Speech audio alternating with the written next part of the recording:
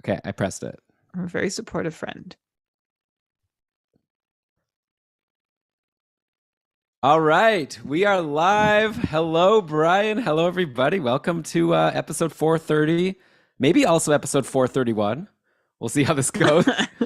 I think it's just going to be 4:30. That's my hunch. You think we're just going 1 hour and that's it? We're done?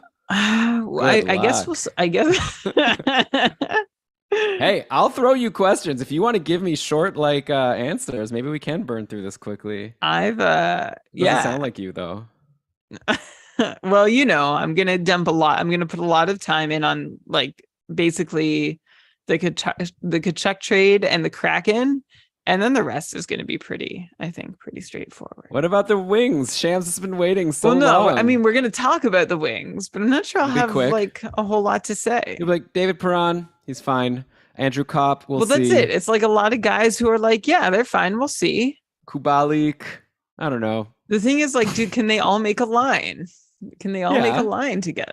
That's the Kopp and Perron have been good, but never good by themselves. But they don't need to. But what about the power play? Well, they can play with each other now. But they've never played together. Yeah. Do they complement each other?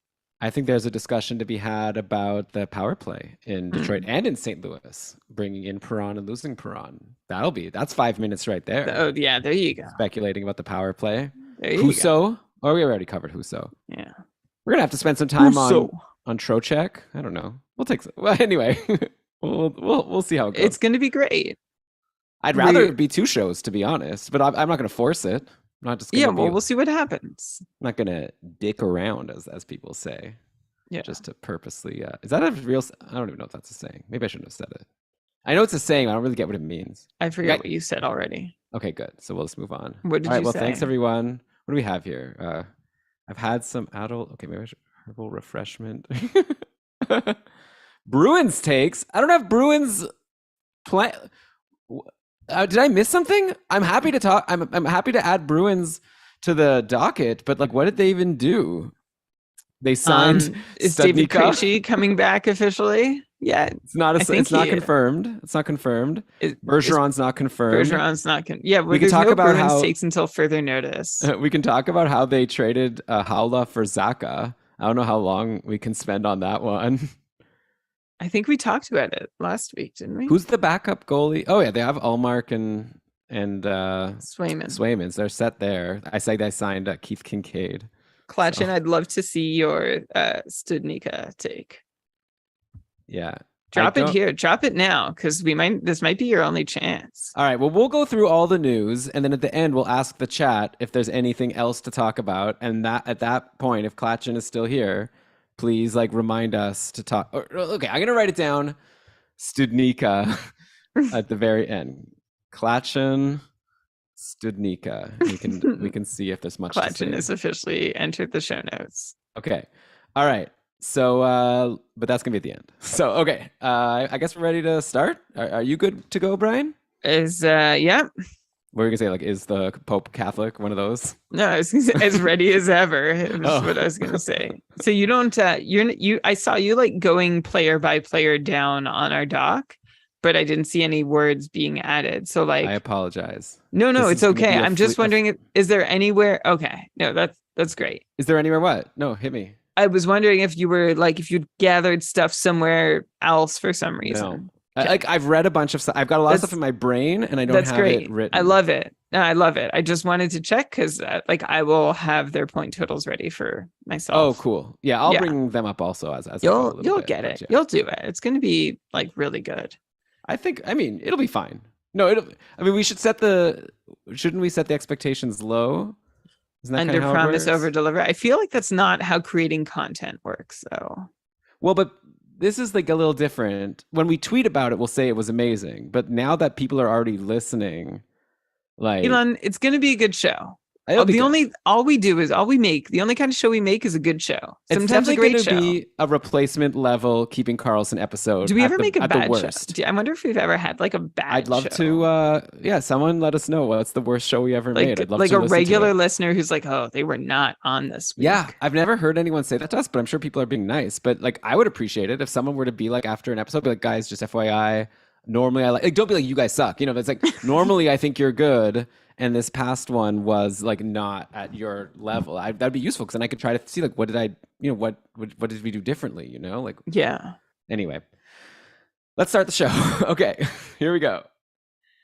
Yeah!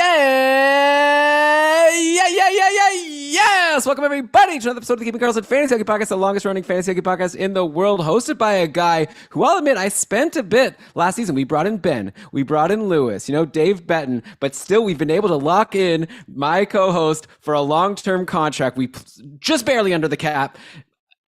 Wait, is that even a good joke? I don't know. I'm going to keep going with it. Hosted by a guy, blah, blah, blah, blah.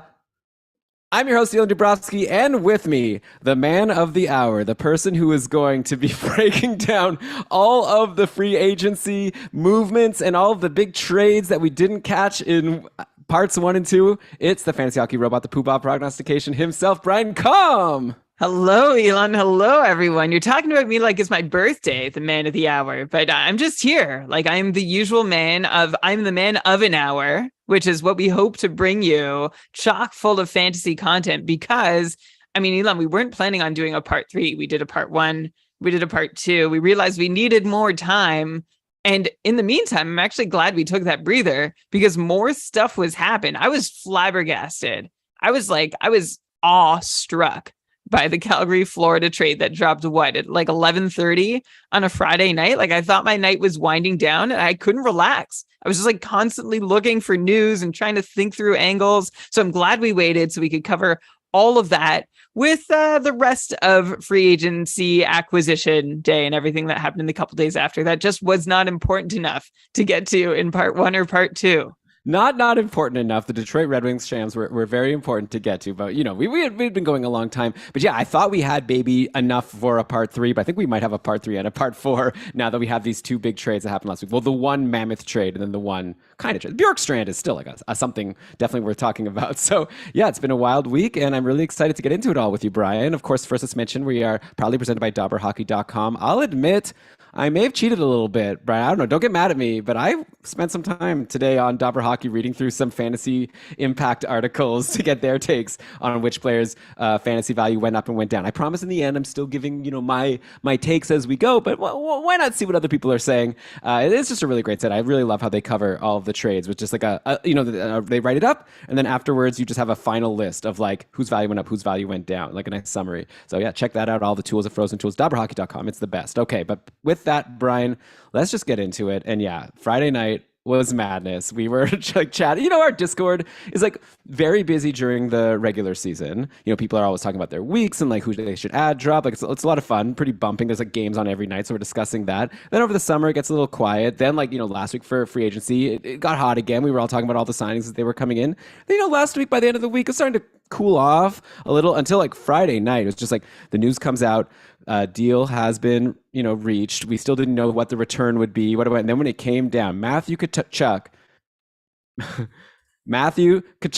traded from Calgary with a 4th, okay, which converts to a 1st in 2026. By the way, there's some weird, but who cares about that? Okay, Tkachuk goes to Florida for Jonathan Huberdeau, Mackenzie Weegar, a prospect named Cole Schwint, and a 2025 first round pick. We're in 2022. We're talking about 2025. Florida's like traded all their picks away, but doesn't matter, I guess, because they've got Matthew Tkachuk. But whoa, what a price.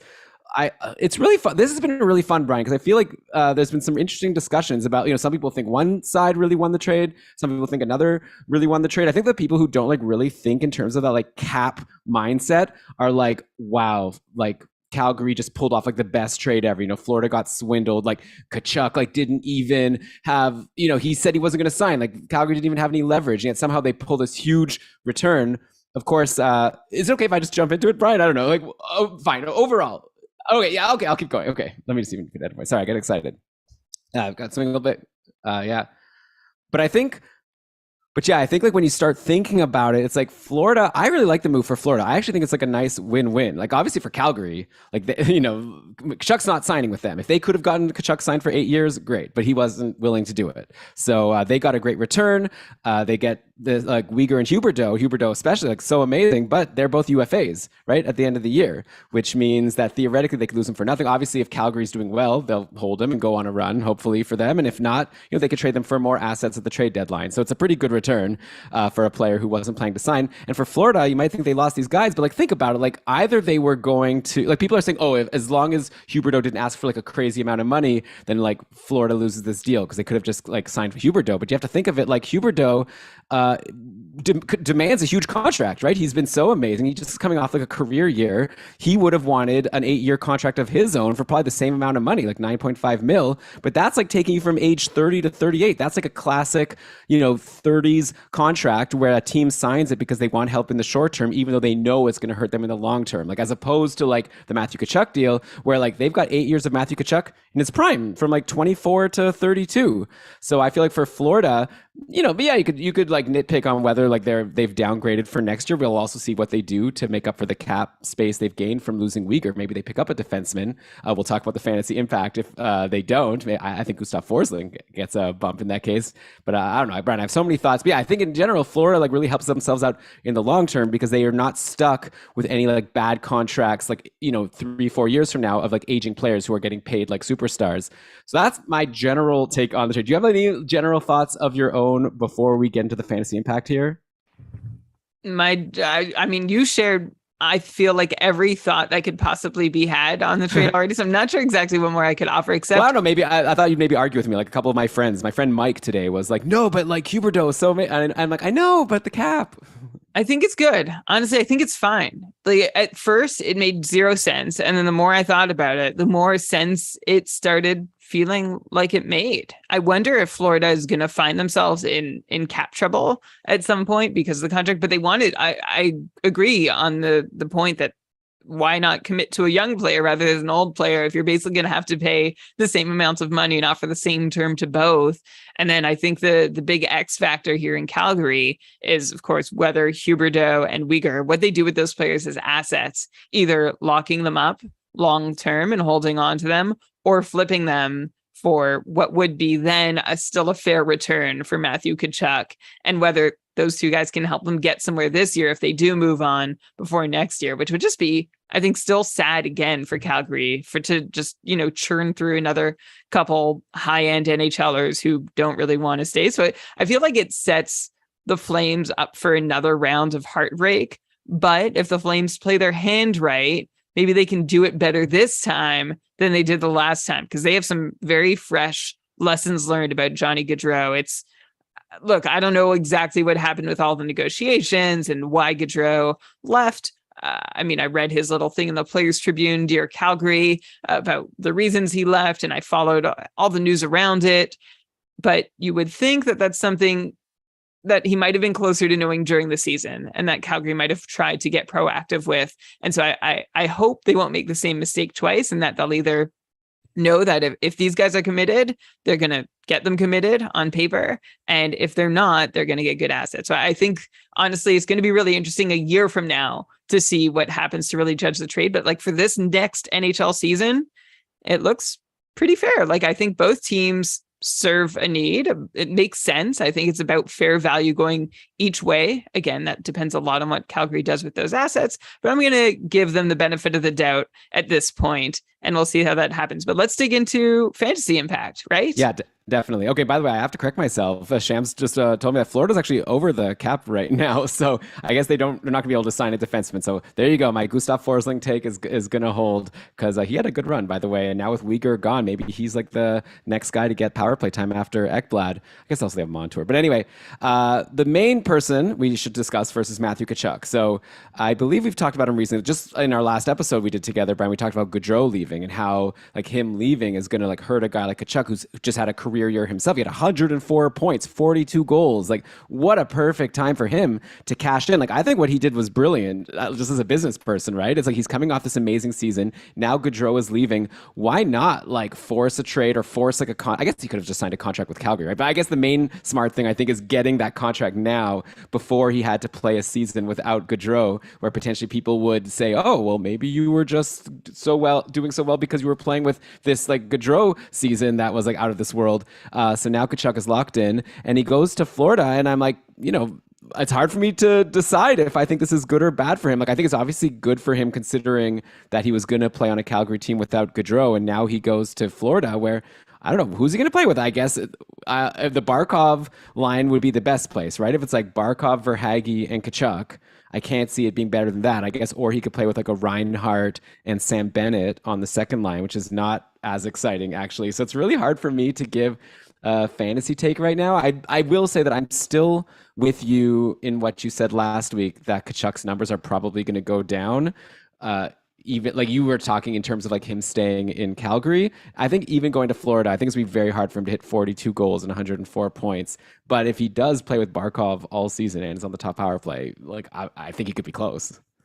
He could be close, but I definitely don't think he's going to improve on last year's numbers. And I think the odds are against Kachuk matching last year's numbers. And again, this is a great acquisition for Florida. And this is not to knock Kachuk, but it's probably bad for Matthew Kachuk's fantasy value for many of the same reasons as we mentioned last week about Johnny Gaudreau going to Columbus, which is that in Calgary, they had that one line of Lindholm, Kachuk, and Gaudreau. Crazy that only one is left very suddenly. That line wrecked and destroyed everyone they played, and they played a ton of minutes too. For context, and comparing directly to Florida, the top line in Calgary played about 1,200 minutes total at 5-on-5. And as an aside, all three of them played all 82 games, which is rare, right? Find me a top line in the league. How many top lines had a perfect record for men games played? That's a really fun question. I'm gonna try to think about it while you talk. I don't think I'm gonna come up with one. Okay, let me know. And in the chat and anyone listening, point us out to one.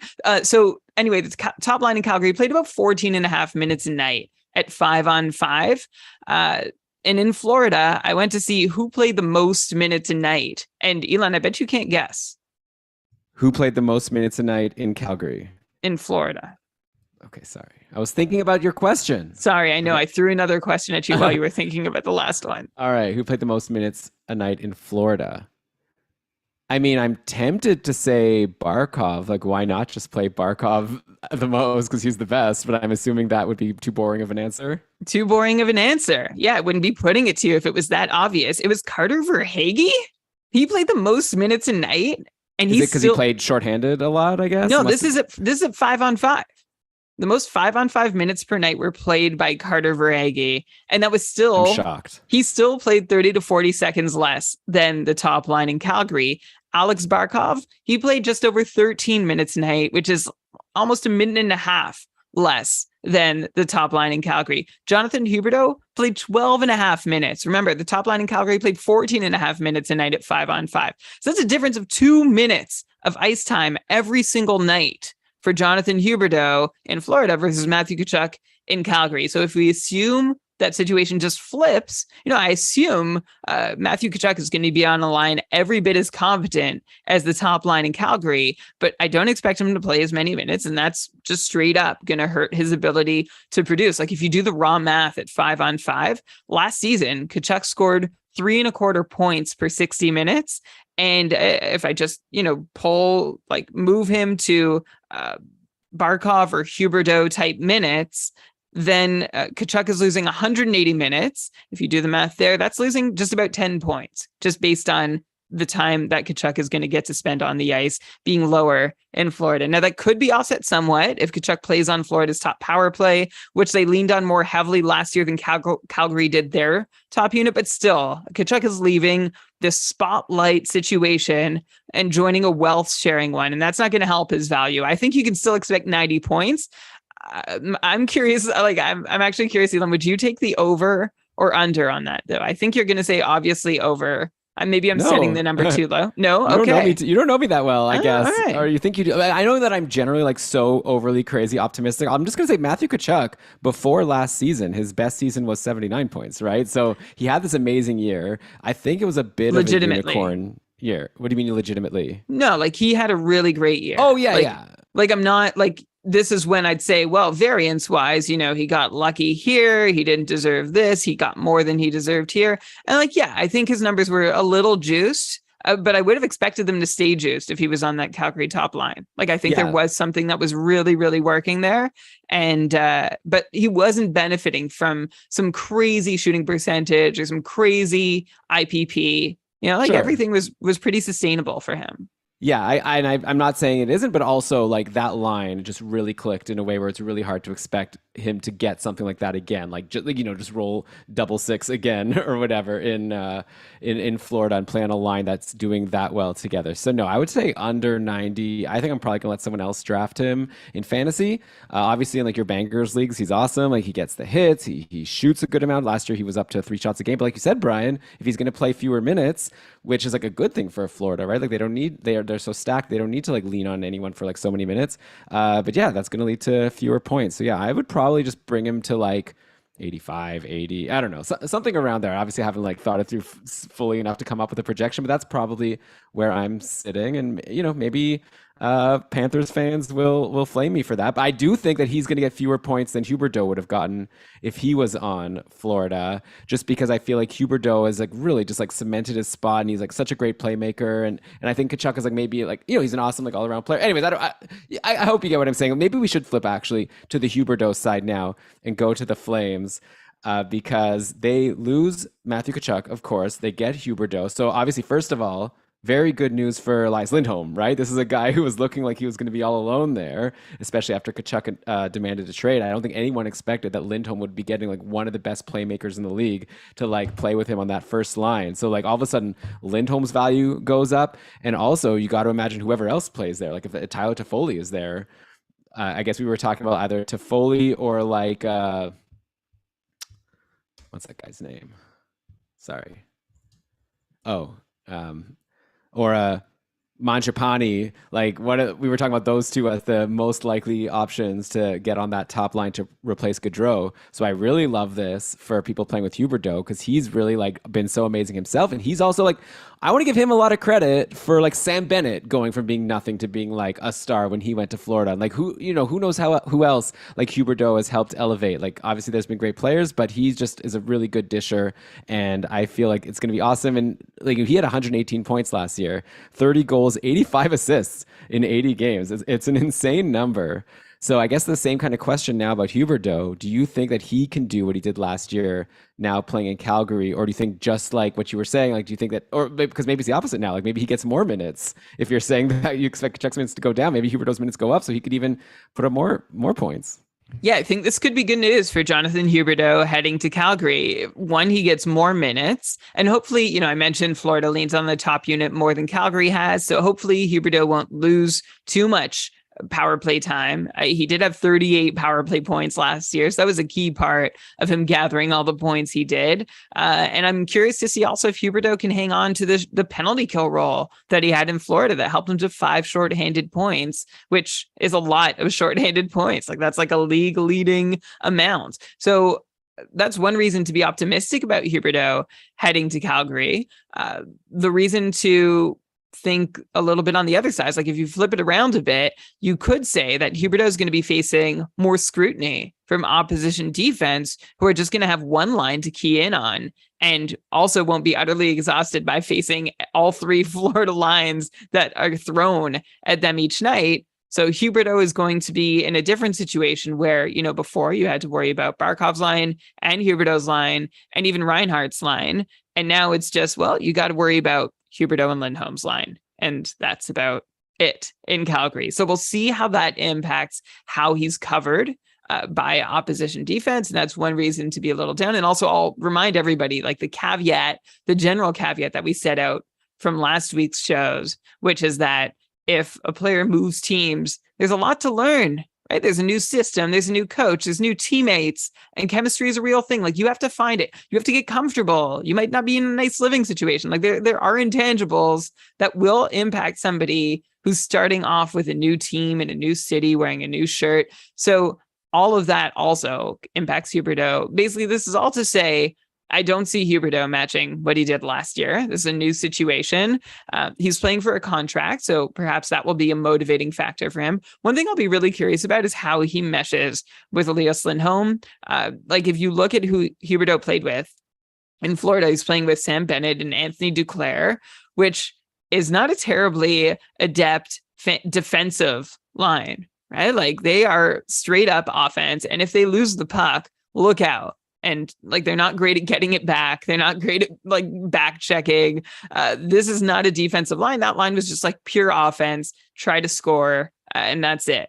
Now, Huberdeau was still a 90-point player with more two-way minded centers like Alex Barkov and Alex Wenberg, two very different centermen. But Huberdeau was a 90-point player with both of those guys. And I think Lindholm probably matches their profile a little bit more than the Duclair and Bennett, which I think is actually going to help Huberdeau overall. It's going to help him to have someone who's defensively responsible on his line. But again, I'm not sure he'll be getting into like these, basically track meet situations every time he's on the ice. I'm also not sure if Daryl Sutter's going to love him because he has some well-documented defensive deficiencies over the last couple of years. And we know how Daryl Sutter feels about defensive deficiencies. So that's the whole Huberdeau picture. What does it all wash out to? I think a less successful season this year. Like if he was staying in Florida, like Tkachuk staying in Calgary, I'd say, yeah, I could see him doing about the same, maybe not surpassing and maybe just sort of approaching and coming close to.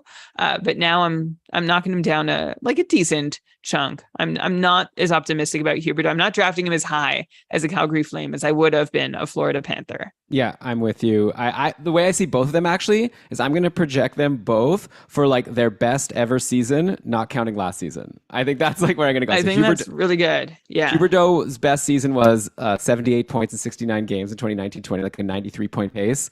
I would be expecting that and not the 118. And yeah, Tkachuk, like I said, like his best season was a 79-point pace. So maybe something around there. Just because, yeah, like you said, there's so many like potential risks. New situation. Who are they going to be playing with? They're going to have more or fewer minutes. Is the coach going to like them? So yeah, just to play it safe, I'm not going to be reaching for one of these guys.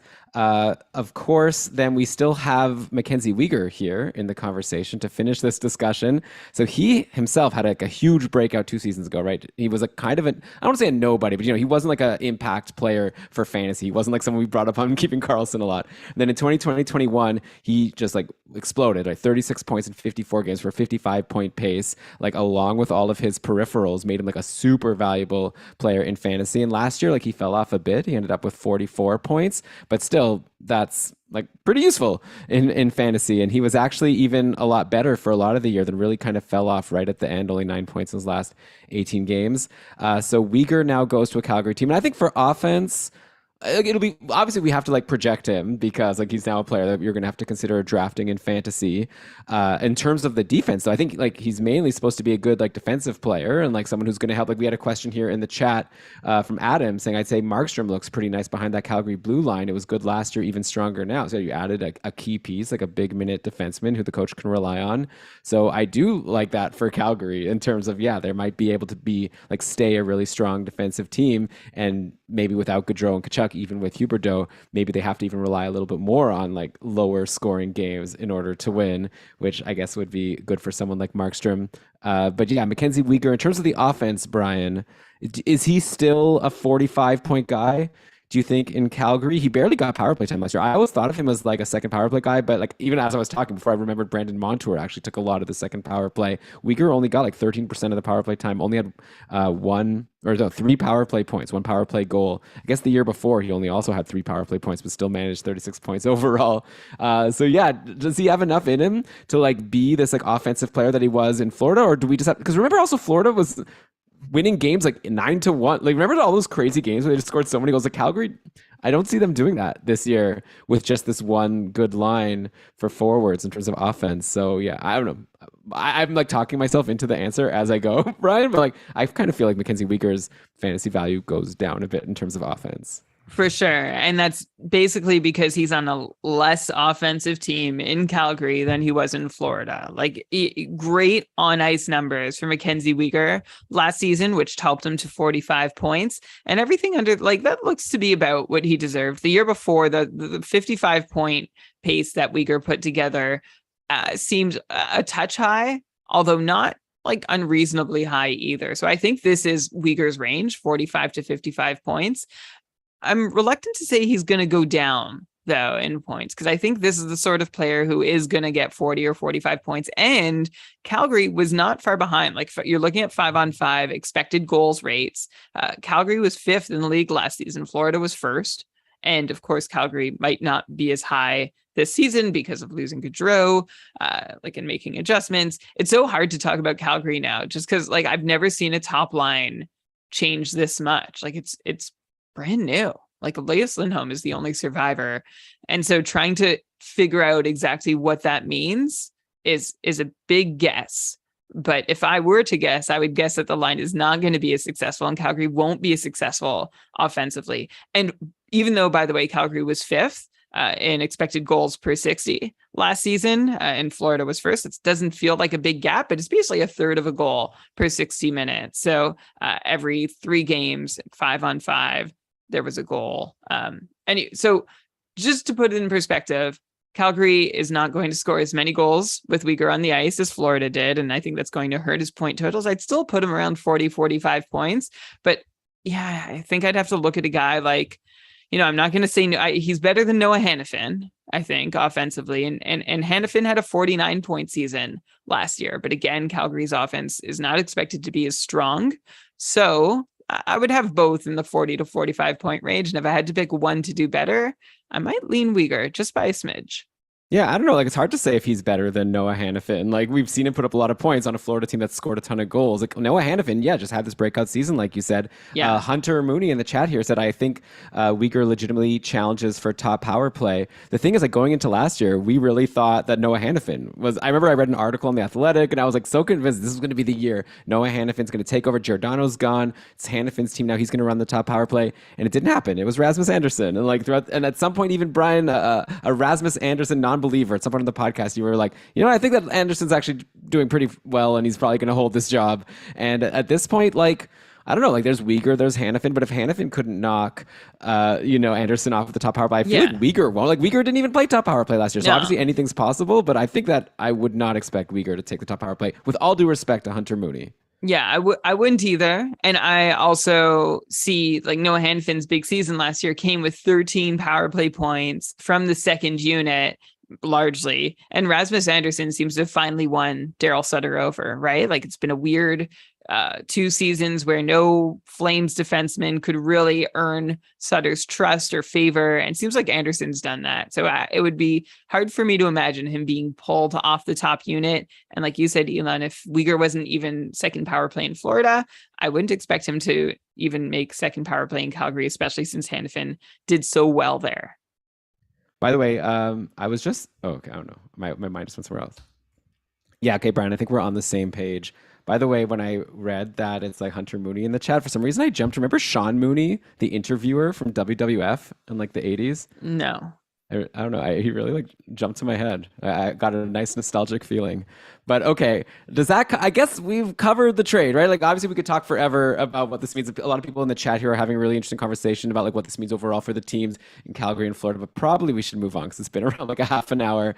So let's talk about the other trade that happened this week, which was Oliver Bjorkstrand being sent from Columbus to Seattle for nothing. Basically, absolutely nothing. What? Stupid! No, a couple people got the reference from last week. It's one of my favorite movies. If you know what I'm talking about, I think you should rewatch. It's funnier as an adult, I think. But yeah, you name the movie. Should I? Oh, I guess last week I said you could guess, and now I guess I'll just say UHF, Weird Al's like only movie. It's so funny. Like, trust me, like you're gonna have a fun night. Invite friends over. Make it like don't just watch it by yourself. Like make it an event. It's special. It also has young Michael Richards, young Fran Drescher. But anyways, back to hockey. So yeah, we've got Oliver Bjorkstrand going to Seattle. I guess we knew this was going to happen. We talked last week about how when Columbus signed Johnny Gaudreau, it all comes back to Johnny Gaudreau, right? So when they signed him, it was like clearly they didn't realize when they went into the offseason that they were going to be doing that. It was like a last minute thing, an opportunity, and they spent all their money. Unfortunately, they had like signed Eric Goodbranson like a few minutes before, I think. And so then now he's locked in at $4 million. So yeah, we knew they were going to have to dump someone because they were over the cap. And it looks like Bjorkstrand was the casualty. So stinks for Columbus. I mean, to quickly go over the Columbus fantasy impact, we were saying that with Gaudreau in the picture, that was going to bump someone from a potential power play role.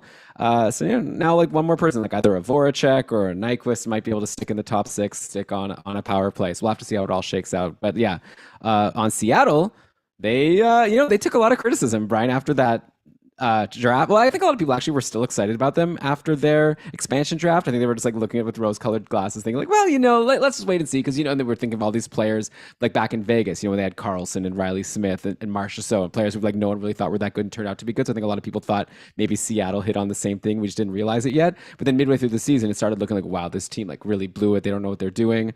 Now I think people are starting to come back around a little bit, like, well, they really do have a lot of cap space. Like, yeah, they didn't take Tarasenko in the expansion draft, but they were just able to get Bjorkstrand for free. So that's not too bad. And then, they also got Burakovsky. They signed Justin Schultz. Obviously, like Bjorkstrand is the biggest name there, I guess, and Burakovsky. But all of a sudden, now they look like a pretty interesting team to me for next season, because obviously they've also got Beniers and they just drafted Shane Wright. So all of a sudden, we look at like a pretty interesting top six, right? Like we've always liked Oliver Bjorkstrand. I feel like the main concern with Bjorkstrand is it didn't seem like he was getting like fairly treated, quote unquote, from his coaches, right? Like I feel like, Brian, correct me if I'm wrong, I feel like your take has always been like, if you give this guy the minutes and the power play time, like he has the ability to produce, but for whatever reason, he just wasn't getting. It was like a third liner for a lot of the season last year in Columbus and not top power play. So we'll have to see, obviously, how it shakes out in Seattle, because they don't have, it's not nobody's, right? Like, it's not like he's guaranteed. They have Schwartz, they have Eberle, they have Burakovsky, they have like Beniers, like we talked about. So it's not a guarantee that Bjorkstrand gets on the top power play. But I think I'm still going to consider this like good for his fantasy value, or at least like good for his ceiling. I feel like he has a higher ceiling now on Seattle. He has to earn it, but I think like theoretically we can see, they have McCann. Also, by the way, when I was listening, Genny Gourde. This is a pretty deep team. Like maybe no huge superstars, but I'm into Seattle for next year. I guess the big thing I think that really hurt them, and one of our patrons was saying this earlier today, was like Grubauer stunk. I think if Grubauer didn't stink last year, we'd be having a different conversation about Seattle's first season. I think they would have been like a much better team. Like I think overall the team wasn't as bad as they looked just because they got no goaltending. They took a big bet. Ron Francis took a big bet, spending, and it probably didn't even feel like a big bet because he was coming off a great season and he had a pretty good career. And then all of a sudden Grubauer stunk, and then Seattle like just sort of went down the toilet. So if next year, obviously that's a big if again, they're gonna need Grubauer to get better. If he's better, I think they'll be good. But okay, I've again talked a lot. I think that'll be a lot of this episode. Just me like talking a lot and then throwing to you to talk a lot. But yeah, Bjorkstrand, let's start there. Do you think that this increases his fantasy value? Definitely it does, or at least it increases the potential for fantasy value. You talked about how we've seen this huge upside from him in recent years, and like he seems to be, kind of maligned by the coaching staff and never really given an opportunity. And last year was supposed to be a bit of a coming out party for him, and it wasn't. And we agonized on the show over the reasons why. It was one of probably my deepest dives of the year, going into what happened with Bjorkstrand last season, through the season. And even while we're thinking of him as such a disappointment, he still managed a near 60-point pace, but that is disappointing when we were hoping for like a breakout 70-point or more season. The good news that we expected from Bjorkstrand last year was that his power play deployment did finally arrive. Like he finally got used on the top unit more often than not, and he delivered with that. The bad news was that at 5-on-5, his game like fell apart. His scoring faltered, and his shots, which had been a core piece of his game, were often absent from the score sheet, including for lengthy stretches of time, I think due to injury for the most part. But it was a really frustrating season to be a Bjorkstrand manager when I was feeling so good about having him in a couple leagues after the draft. I thought, yes, I have my guy, but I think he has an opportunity here to start fresh in Seattle, and I hope he's fully healed and healthy. And I think there's a good possibility that Oliver Bjorkstrand, who they acquired for free, is now Seattle's best winger. I think one of the reasons why we mentioned Bjorkstrand struggled last year was that he wasn't playing with Boone Jenner, basically, or any kind of centerman who could help with his be a two-way rock. So that would be like this anchor that Bjorkstrand could sort of use and be his offensive self and not have to worry too much about the defensive aspect and take the risks that he's used to taking and not getting burned by them. Bjorkstrand didn't have that in a centerman last year, but you look at what Seattle's got going on down the middle. They've got Yanni Gord. Like that could be just what the doctor ordered for Oliver Bjorkstrand as a centerman. They've got Matty Beniers, who, we'll see. They have even Alex Wenberg, who, as I mentioned his name earlier in the show, as having a pretty decent reputation. You love Alex Wenberg. I'm not saying fantasy wise, Elon. Yeah. I'm just saying is a two-way forward who could be another former Blue Jacket here too. I liked Wenberg and Bjorkstrand at the same time. One of them proved me right. Well, and I hope proves me more right, which is Bjorkstrand. So I like Bjorkstrand in Seattle. I think it's good for him to have this fresh start. I think there's a really great chance he has a solid centerman. I think there's a chance he remains on the top power play. I mean, you look at the lineup and you see Jaden Schwartz and Jordan Eberle as like the incumbent returning wingers.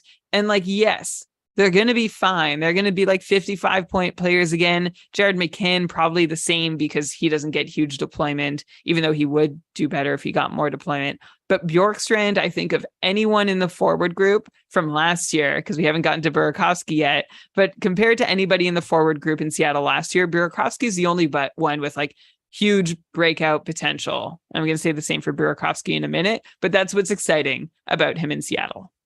Okay, so Bjorkstrand, yeah, someone definitely worth taking a swing on in fantasy, like at the right time, right? Like hopefully he falls in drafts based on his numbers last year, and then I think there's a chance he can do well. Andre Burakovsky is interesting for sure as the other like big acquisition from the Kraken. They've locked him down to I believe it was like 5 years at 5.5 mil. This is a guy coming off an overall strong season, right? 61 points in 80 games, 22 goals. Is actually a lower pace than his right around, I guess, his pace. He's been around a 63 to 68 point guy in his 3 seasons in Colorado.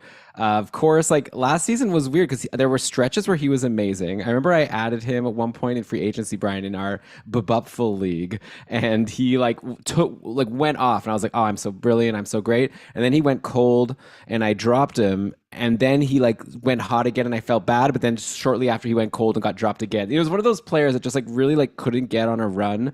Like if you even look at the season numbers, if overall like he was like 14 points in his first 17 games, 19 points in his next 22 games. So he was like playing like a 70-ish point guy, and then really just kind of fell off after that. 13 points in his next 21, and then end the season with 15 and 20. And I think Colorado's just one of those teams where it depends so much on where he was playing. Like they had different injuries at different times, but like when he was playing with Kadri for a lot of the start of the year when Kadri had that amazing start, and so obviously that helped.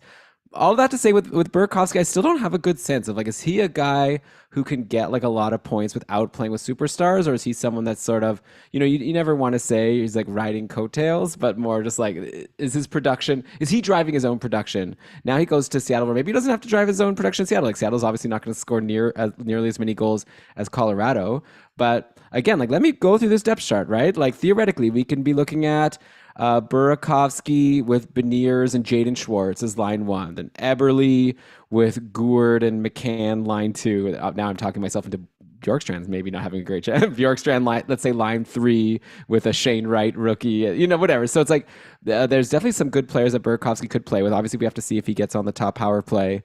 I don't know.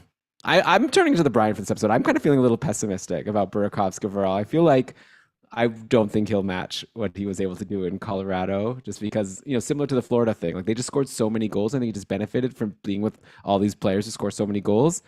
Is your take similar, or do you think he can stick around like being a 60+ point guy? I think there's a good chance he can stick around as a 60+ point guy. And yeah, this is a real role reversal for you and I, Elon, trying to figure out what's going on. I think one of the things is, like for me, is whether McCann is going to continue playing wing or play center on the third line. I think there's a good chance he plays wing since Wenberg makes more sense as center. And that would put him in the top 6, which is the worry about Oliver Bjorkstrand, just to retroactively touch on that. But I love the Burakovsky signing for Seattle. If you look at the last 3 years, Burakovsky, no slouch, and that's understating it. He's tied for 22nd in the NHL in 5-on-5 points per 60 minutes. So Burakovsky finds himself in the company of, over the last 3 seasons, in terms of scoring at 5-on-5, Johnny Gaudreau, Robert Thomas, Max Pacioretty, Matthew Tkachuk, Alex Barkov, Jordan Kyrou, Nick Ehlers. I know that's a bit of a mixed bag, and those guys have different roles and reasons for why they produce, but Burakovsky's among them, and I think that's worth noting. Also, he's been a mid-60 point guy, one of the quieter ones over the last 3 seasons. He didn't have a huge breakout last year like all these other, guys did. And maybe that's why we're not lauding him, but he still put up one of the best point paces of his career. And he did that with second power play production. And one thing I'm very curious about is whether Burakovsky can see top unit power play time in Seattle, because looking at his power play production, Burakovsky plays like a top unit guy. He just ends up playing on the second unit. I don't know if you remember going way back, Elon, to the early days of the show. It was Marcus Johansson or Andrei Burakovsky swapping places on the Washington top power play unit, and neither one could stick. But when Burakovsky was there, he was amazing. We've seen him be a legit top power play one guy in the past. I'm curious to see if he gets a look there in Seattle. Of course, the downside to Burakovsky is he's not much of a shooter. And of course, he is moving away from Colorado, which had a lot to offer him, namely Nazem Kadri, right? Like Burakovsky played really well with Nazem Kadri. And if I look at the Seattle Centermen, yeah, they're good. Are any of them not, would I prefer any of them over Nazem Kadri? No. So I think that's going to be one thing to watch, whether Burakovsky can find some magic and chemistry with one of these guys to make up for not playing with someone as great as Nazem Kadri, or if one of them could develop into being that way, at least approach Kadri's talent. But, I think there's enough quality down the middle in Seattle that Burakovsky will hopefully find a centerman he works well with and gets minutes with. I mean, he saw nearly 14 minutes in Colorado last year. I would hope he doesn't see any fewer than that in Seattle. One really tricky thing, and I wonder if this is maybe where your sort of wet blanketishness on Burakovsky comes from, Elon, is like, it's hard to picture a Seattle Kraken player doing anything great in fantasy after last year when they were like boring to awful fantasy wise. But I think there is some value here. Like when we look at Burakovsky moving to Colorado, he became a reliable 60-point player. I don't think he's lost that just because in the draft room you see the SEA next to his name instead of the COL. I think that's a good starting point, and I have faith he can do it in Seattle. There's upside for more too. I think it's a lot like Bjorkstrand, except I think Bjorkstrand's downside is a lot lower. Like this season seems make or break for Bjorkstrand. Burakovsky, he could be boring like Schwartz and Eberle, or he could be more exciting than them. We'll see. But I think there's value, especially if he does click with the centerman. And keep an eye out. If he's on that top power play unit, I would get excited. Yeah, I think the player to me that's the most exciting on Seattle is Matty Beniers. Like he just like really came out last year in his 10 games and was awesome. And like you'd expect him to only, get better as he ages. He had 9 points in 10 games. So like I'll be looking at in training camp who's playing with Beniers. And yeah, I'll maybe be a little bit higher on Burakovsky if I see him on that line. So we'll have to see how that all shakes out. Okay, I'm going to put an ad break here, but potentially I might just end up trying to sneak an ad break in earlier, but I'll say it just in case. All right, Brian, we still have a couple more players to talk about on Seattle, and then all the stuff we were supposed to talk about last week that we didn't. So we'll get to that all in just a sec. You're listening to Keeping Karlsson. All right, we are back. But now let me edit there for like... Next, Brian, I guess aside from that, Seattle did make some other moves. I guess a lot like lower impact, but like Justin Schultz, I guess he's to me like the Mackenzie Weegar, just in that he's going to a new situation where I feel like maybe there's a chance he can steal power play time. Like who's the top power play guy on Seattle at this point? I guess it's Vince Dunn, who's, it's like a typical Islanders top power play guy, right? He's just like, Well, until now they have Dobson. But before, it's like, yeah, Vince Dunn is there. And even if he is on the top power play, I still don't even know if I would draft him in a league. Like, even though I'm like, kind of excited about Seattle in terms of like the players they've brought in. But yeah, so I do wonder if like maybe Justin Schultz is something, again, like not someone I would draft. And I don't even think someone we need to dig into, but just like a name to remember. Kind of similar to, I guess, Martin Jones, who also I feel like is not someone like I love or anything, but just seeing how badly Grubauer played last year, like, if Grubauer is equally as bad, maybe Martin Jones gets the opportunity to play some more games. And I don't know, but I don't think he's that great either. But don't forget that Chris Driedger is injured for a lot of the season. So we are going to see some Martin Jones. For Seattle's sake, I hope that we don't see a lot of Martin Jones and that Grubauer just settles into being a good long-term starter. And I'll throw one more name before throwing at you, Brian. This is like a really deep cut that most people won't even know who he is. But there's a guy named Andrew Puderalski who... Okay, actually, I should have brought up his stats in advance. Sorry, everyone. Patur. I should just learn his name, and then I'll be better at how to spell it. Maybe we'll next year is the year where we'll finally learn how to spell his name because he'll be regular. It's a guy named Andre Puturalski.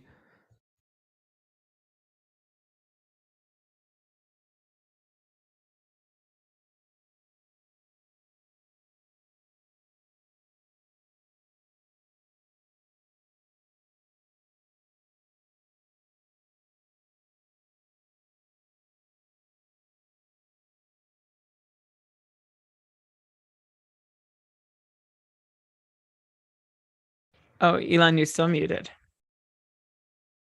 What? How long have I been muted for? You said there's a guy named on Podorowski. Well, why didn't you stop me? I've been talking for so long. I didn't realize you were talking. It's been like God. 15 seconds. Okay, I feel like I said so much. Okay, sorry. My name is Andre Puturalski. All right. One more player that I just want. And then there's like one more player I want to mention, a name that I'm sure most people haven't heard about, but his name is Andrew Puturalski. And he's someone that Seattle signed out of the Carolina system. And I think he's just worth bringing up because he's like one of these players that's never got a real chance in the NHL, but he crushed the AHL last year. Like, again, this is a 28-year-old. He had 101 points in 71 games with the Chicago Wolves. Then he also had 23 points in 18 playoff games, I believe, leading them to the championship. So he's like a winner. He's like destroying that league, got so many points. Carolina is like a super deep team. They actually brought him up for 2 games and he had 2 assists. So it's like he was able to get points in the NHL, but Carolina obviously didn't need him. They didn't, re-sign him. And maybe Seattle will have room in their bottom 6 for Puturalski. And like I said, now Seattle's a bit deeper. So I'm not saying it's an easy, trek for him to get to the top 6, but just someone I'm going to watch. I just have a hunch that we'll be mentioning him on the podcast next year. Like, I'm not saying something huge. I'm not saying he's gonna like be fantasy relevant. I feel like there might be a week where like Seattle has a good week and and he's on a bit of a run and we'll mention him. So I just wanted to throw his name out and then we'll see if I'm right about this. I want to stake my claim. But anyway, so Brian, I've brought up now Schultz, Jones, and Puturalski. I don't think you need to go dive deep into any of them, but any general thoughts? So for Justin Schultz, I'd say that this makes him borderline draftable going to Seattle, seeing how lousy a time Vince Dunn was having on that top power play. But I'm still not getting ahead of myself. Like, even when Justin Schultz in the past had power play 1 deployment, he was never more than a 45-ish point player. It's always been a frustrating guy to have on your fantasy team. And Seattle is not, or has not been, the most offensive team. So it could work. And maybe he's someone to have on your watch list at the end of a draft or in a deep enough draft. If you want him as like your 5th defenseman or 6th defenseman, okay, you could take him and then see what happens in camp. And if Dunn, as the incumbent, remains entrenched as the top power play quarterback, just drop him. That's what you could do. You could take a flyer, hoping that you have a guy who gets some power play time in Justin Schultz. But hey, I'm not counting on it. Martin Jones. Well, I mean, we've chronicled a lot of Martin Jones's troubles over the last several years on the podcast. Martin Jones has now played below his expected save percentage at 5-on-5 for 5 consecutive years. And he hasn't just played below it, like he's played way below it, catastrophically below it.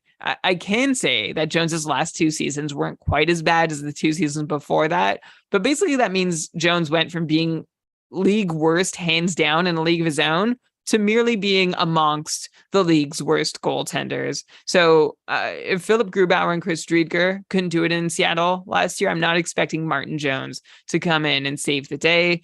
I think he'll get time, but I imagine Grubauer got ridden even when he was struggling. Seattle just kept throwing him out night after night. I don't expect that to change. I think Seattle wants him to be a workhorse and Jones will just be there to spell him. I don't think there's much chance that Martin Jones, if Grubauer stumbles, Martin Jones is going to gain enough traction to actually take over the job or even split the starts. I just don't see it happening.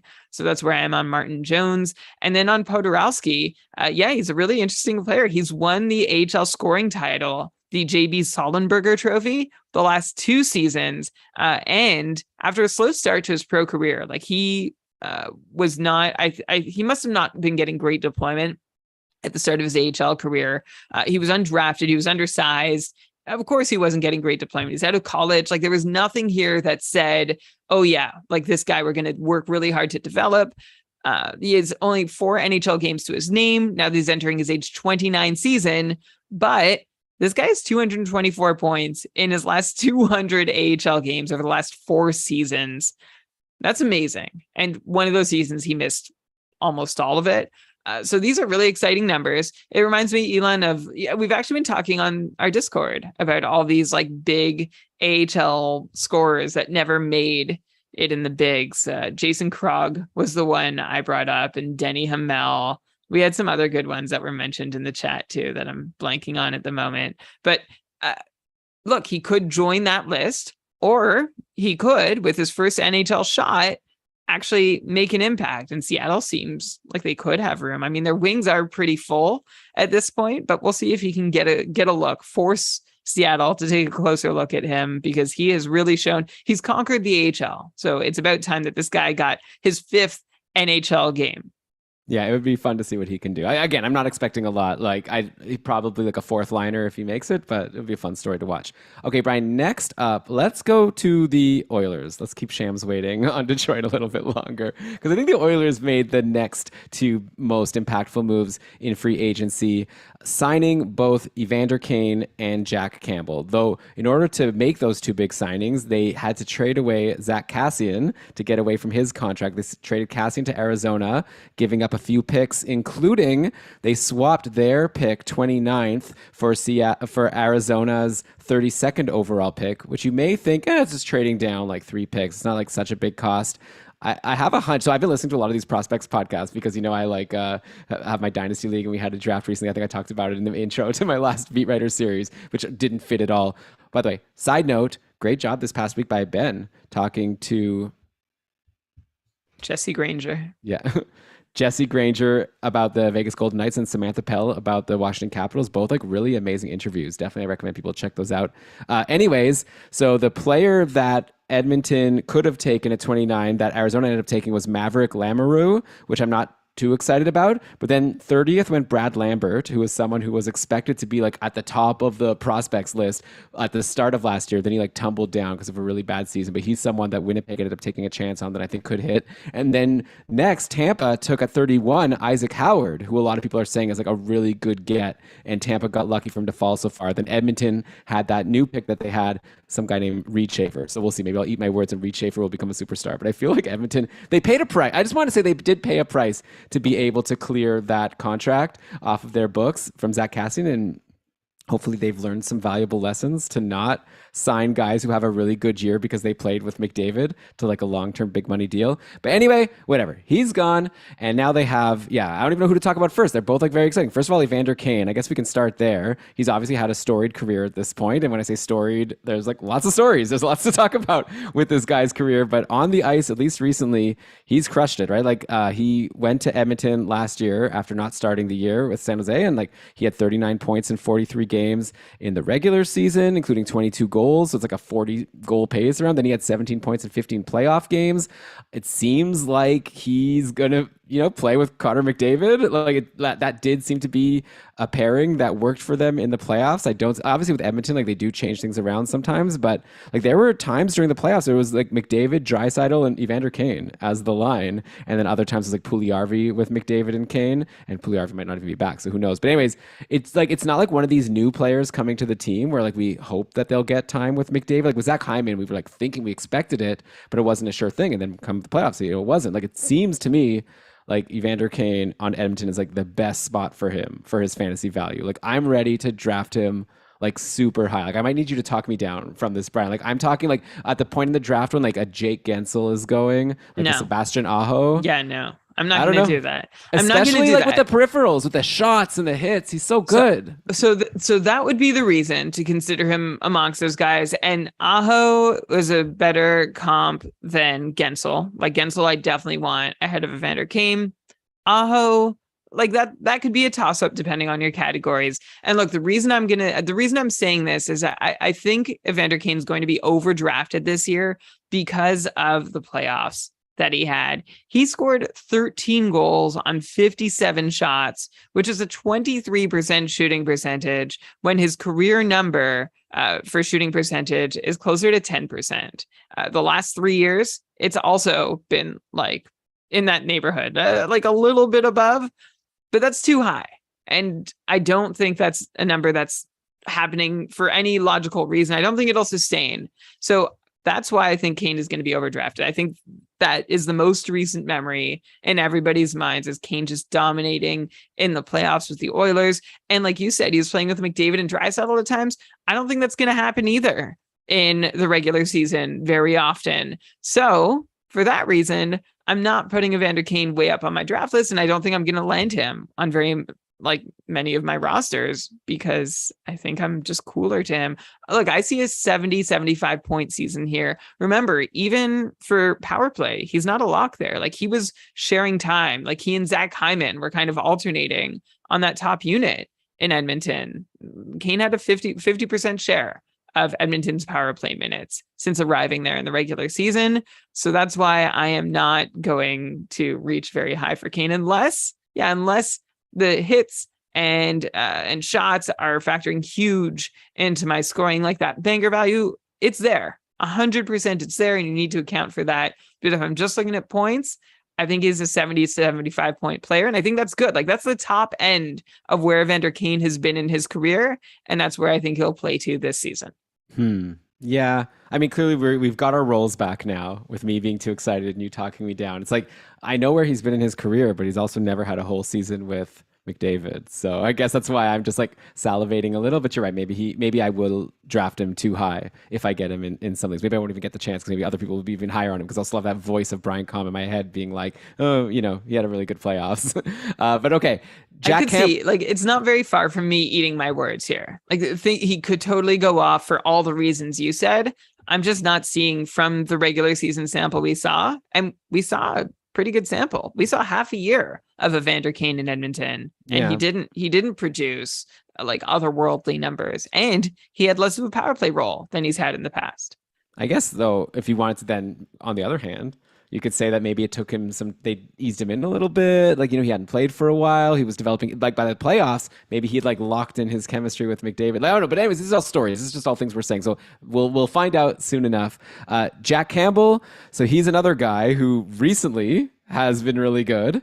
I guess depending actually how you look. Actually, he was actually his best in 2020-21, right? He had a killer first season, like starting as the starter for the Leafs. He had a .921 save percentage, but only in 22 games, so pretty small sample size.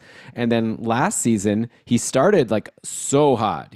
I'm looking at the quarterly splits on Frozen Tools. He had a .944 save percentage in his first 15 games, and he had a .931 save percentage in his next 10 games. So through 25 games, he was like in fantasy, like a league winner, like top of the league, winning almost all his games with huge save percentage numbers. And then for his final 24 games, like tumbled like so far, like just like down the toilet. The opposite of Thomas Greiss from a couple seasons ago. Like, this was like lower than 900 save percentage for the second half of the season. Obviously, he was dealing with some injuries.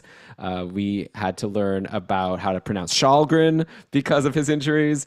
And now I assume he's back to being healthy. And like, I guess so now, Brian, like, we're looking to him in Edmonton, where he's locked in for, 5 years at $5 million per year. Starting as a 30-year-old with this injury history. So it's definitely kind of a risky move for Edmonton. But like, I guess if I want to look at the plus side, because I guess that's my role here, it's like I'm willing to at least somewhat like downplay like his bad numbers last year to like him dealing with injuries and just trying to like play for the Leafs because they didn't really have anyone else because Mrazek was so bad. And so maybe he just had to play through things, and maybe hopefully next year. The thing is, because the Oilers have Stuart Skinner, who I think a lot of people think is really good. So I feel like they're not going to have to force Jack Campbell to play when he's like hurting, they'll let him like deal with any injury he has. So I don't know. I'm pretty high on Jack Campbell. I'd actually love to get your take on him in general, then maybe get a comparison to a guy we talked about last episode in Darcy Kemper, who's going to a new team himself in Washington, like for a similar role. Like, they signed him to a similar contract, and he's going to be hopefully a volume starter if he could stay healthy. Actually, also like Darcy Kemper, two goalies that kind of have some injury histories, right? And so, they can be really good when they're fully healthy, but it's hard to like rely on them to be healthy the whole time. So yeah, I'd be curious to get your take on who you would be drafting higher between a Kemper and a Jack Campbell for next year. I'm going to go higher with, I think I'm going to go higher with Darcy Kemper. I'm just going to start that over.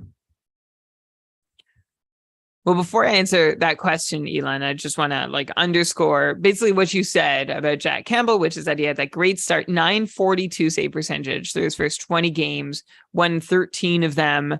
and then followed that up with just an 894 save percentage through his final 29 games, which he still won 18 of, by the way. Only 5 regulation losses in 29 games with an 894 save percentage tells you just how incredible that Leafs team was that was playing in front of you.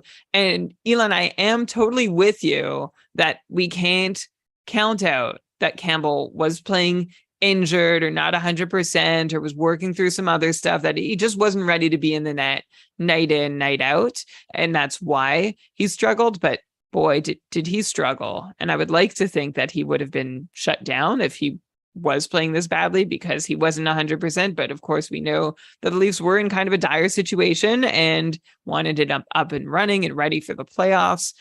In any case, it's really hard to get a handle on what to expect from Jack Campbell in Edmonton next year. I feel like Darcy Kemper, I just feel a little more comfortable and confident with, like, that the team in front of him is a little more stable, and that Darcy Kemper's had at least a few years of being a good goalie under his belt. And those are the reasons why I prefer Kemper to Campbell. It's not to say that I have like huge, like, I'm so sure that Kemper is going to outplay Campbell. Like, Campbell could put together an incredible year in Edmonton. It could absolutely happen. I'm not at all counting him out, but it just feels like a little riskier than Darcy Kemper in Washington.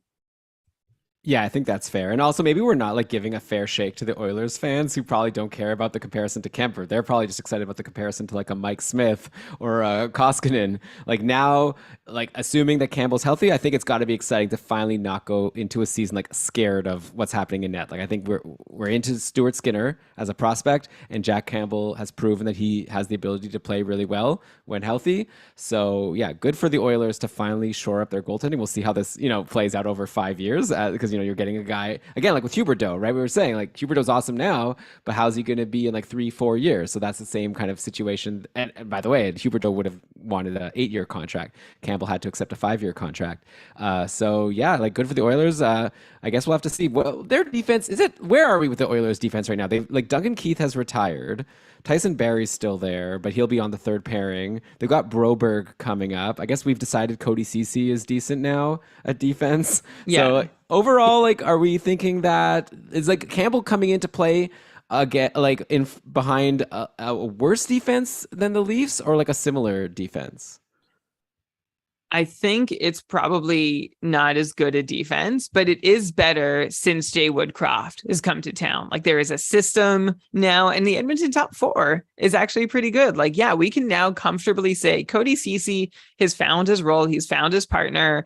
And yeah, he makes some egregious mistakes every so often, but he's fine playing a top pairing role with Darnell Nurse. And then you have Brett Kulak, who's great, and Evan Bouchard on the second pair. That third pair is where it gets dicey if you're looking at Broberg and Barrie as being the ones on it. But all in all, yeah, Edmonton has a decent defense. It's really just up front. Like, what are you doing when you have your third and fourth lines on the ice? When you have, I'm just reading off the depth chart here, Ryan McLeod and Derek Ryan, or Devon Shore centering your third and fourth lines. What's going on there? And I think that's when you're really concerned. But of course, the Oilers get around that by playing the McDavid and Draisaitl lines as often as they possibly can. So I think, if I'm looking at last year's numbers to see who had the better defense last year, which isn't fair to Edmonton because they did get better once Woodcroft came into the picture, but Toronto had a top 5 defense in the league. So like it's hard to leave there. And Edmonton was more of a mid-pack team. So I think this is a downgrade for Campbell moving to Edmonton, but it's still not as much of a downgrade as it would have been had Campbell moved there at the start of last season. Yeah, at the end of the day, like if you're playing for the Oilers, you have a good chance to win, even if you play a bad game, just like what you're saying Campbell had in Toronto, because they have the ability to score so many goals. And yeah, we'll see what happens with their bottom 6. You're right. It really, they have Matthias Janmark. They signed him to a contract, but obviously you're going to want maybe like Dylan Holloway is ready to come in and do something. But I think we've got to move on from the Oilers now. And in fact, Brian, we've been chatting for like over an hour at this point. So I think that maybe we should like take a break ourselves and consider this the end of part 3. This is part 3 of our UFA and trades analysis special. So yeah, thanks everyone for listening. And if you look in your feed, you're going to see part 4 waiting for you right away. We've decided we're done with the 2-hour podcast. I think that was like turning some people off. So you get 2 1-hour podcasts. You can listen to one, listen to like a Planet Money or something, a palate cleanser, and then move on to the next. That wasn't a paid advertisement for Planet Money. It's good. It's a good show though, NPR. But okay, Brian. So thanks everyone for listening. I'm still confused about how to end like a mid part episode like this, but I'll thank everyone for downloading the show and say that we really appreciate you following us during the summer. Thanks so much to the patrons. KeepingKarlsson.com/patron for more information there. If you could give us a 5-star review on Apple Podcasts, we'd really appreciate it. But with that, we're going to cue that outro music. And I'm not even going to ask Brian to read us the credits. We're just going to listen to the nice tones from Pat Roach. And we'll see you all for part 4 shortly, where Shams, we're going to talk about the Detroit Red Wings to start part 4. It's coming, okay? So we'll see you all soon. Until next time, just remember that fantasy hockey's for everyone. See you on the other side. Okay. Should I do a yes with a joke? Two guys. I don't even remember what you did last week. I think I did yes with a joke, but I have to think of it like I said like something like part 2, baby, and then you scoffed and thought it was stupid. Uh-oh. Okay, I got it. Yeah, I'm excited. Let's Okay. You said we would take a break. That was a lie. That was a lie. We'll There's take a no short break break right now. Yay! Yes! Welcome everybody to another episode of the Keeping Karlsson Fantasy Hockey Podcast, the longest running fantasy hockey podcast in the world, hosted by 2 guys who every year are 2 down on David Perron, and he always convinces us that we were incorrect.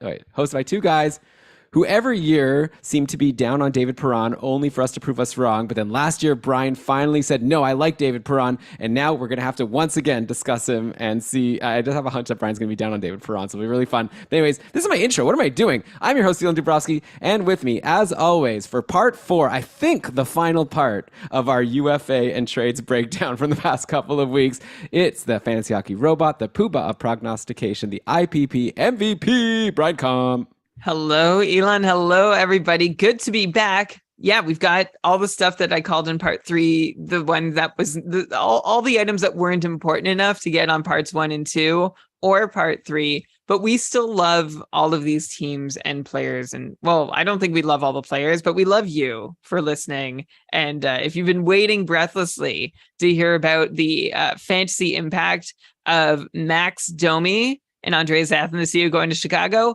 this show's for you. You're in the right place. Okay, well, we're talking potentially like top liners, Max Domi and Andreas Athanasiou, right? Yeah. Like, they have nobody, so they're definitely gonna be worth discussing. But let's start in Detroit, okay? After we say that we're presented by DobberHockey.com, we really appreciate it. But after that, we're gonna go to Detroit, where Steve Yzerman, busy guy, okay? This guy, he knows how to run a team, or at least to do things that make people excited. And, how can anyone be mad at him? People say he reached for Cider in the draft. He goes ahead and wins the Calder. Lucas Raymond, I don't know if he was supposed to be drafted that high. He's been like everything that Steve Yzerman has done lately has been great. And now he really made a splash in free agency. I guess last year he didn't. He signed Pius Suter. He was kind of boring. I guess whatever. He did his job. He did the job he was supposed to do. But this summer, different story. So the biggest name is they get David Perron from St. Louis. So he's locked in now for 3 years or 2 years at $4.75 million. So pretty good deal for a 34-year-old who's coming off a year where he had 57 points in 67 games, so a 70-point pace. Obviously, a big producer on the power play. David Perron had 26 power play points. I'll run down the other names, but then we can start with Perron here. So they also signed Andrew Kopp, Kubalik, Sherratt, and then we've already discussed this, but they traded for and then signed Ville Husso to be the backup, or I guess more like the tandem, maybe even the starter, actually, with Alex Nedeljkovic also in the nets. But back to Perron, I feel like this is an interesting situation because on one hand, St. Louis is a more exciting team than Detroit. They scored a lot of goals, but also last year we talked so much about how St. Louis has so many good forwards. They have like 3 good lines, so no one is really able to stand out aside from maybe like a Tarasenko. And that was our excuse for why someone like Ryan O'Reilly was having a bit of a down year. And David Perron, yeah, it was a bit of a down year considering the year before he had 58 points in 56 games. Now he falls to like that same 70-ish point pace that he had in his first 2 seasons in St. Louis. He goes to Detroit, where I'd imagine, like if we just imagine that Detroit sticks with that top line, let's say they stick with Bertuzzi, Larkin, Lucas Raymond. So then that leaves Perron to play probably with also recent acquisition Andrew Copp and maybe Jakob Verana, who's a really good player, but also like Verana could potentially get pushed out because yeah, they have Kubalik available. They still have Suter and Philip Zadina. So all of a sudden, like Detroit does have a decent number of players to fill out a top nine. It looks like next year could be the year where they start actually winning, a more significant number of games. I think that the big thing for Perron will be, is he going to get that same amount of power play time? I would think if they like spent this money on him and brought him in, like why not? Like, why not just roll Bertuzzi, Larkin, Raymond, and Perron to play with Sider on PP1? But yeah, that's my initial thought. Brian, do you concur with that? And what's your general take on what this does for Perron's fantasy value? He's got to be on the top power play. That's number one. The reason we've changed our tune on Perron the last, Elon, you said just last year. I think it might have been a couple years that I've come around on David Perron. And that's because he's changed the way he plays on the power play. Like this guy fires shots like nobody's business with the man advantage.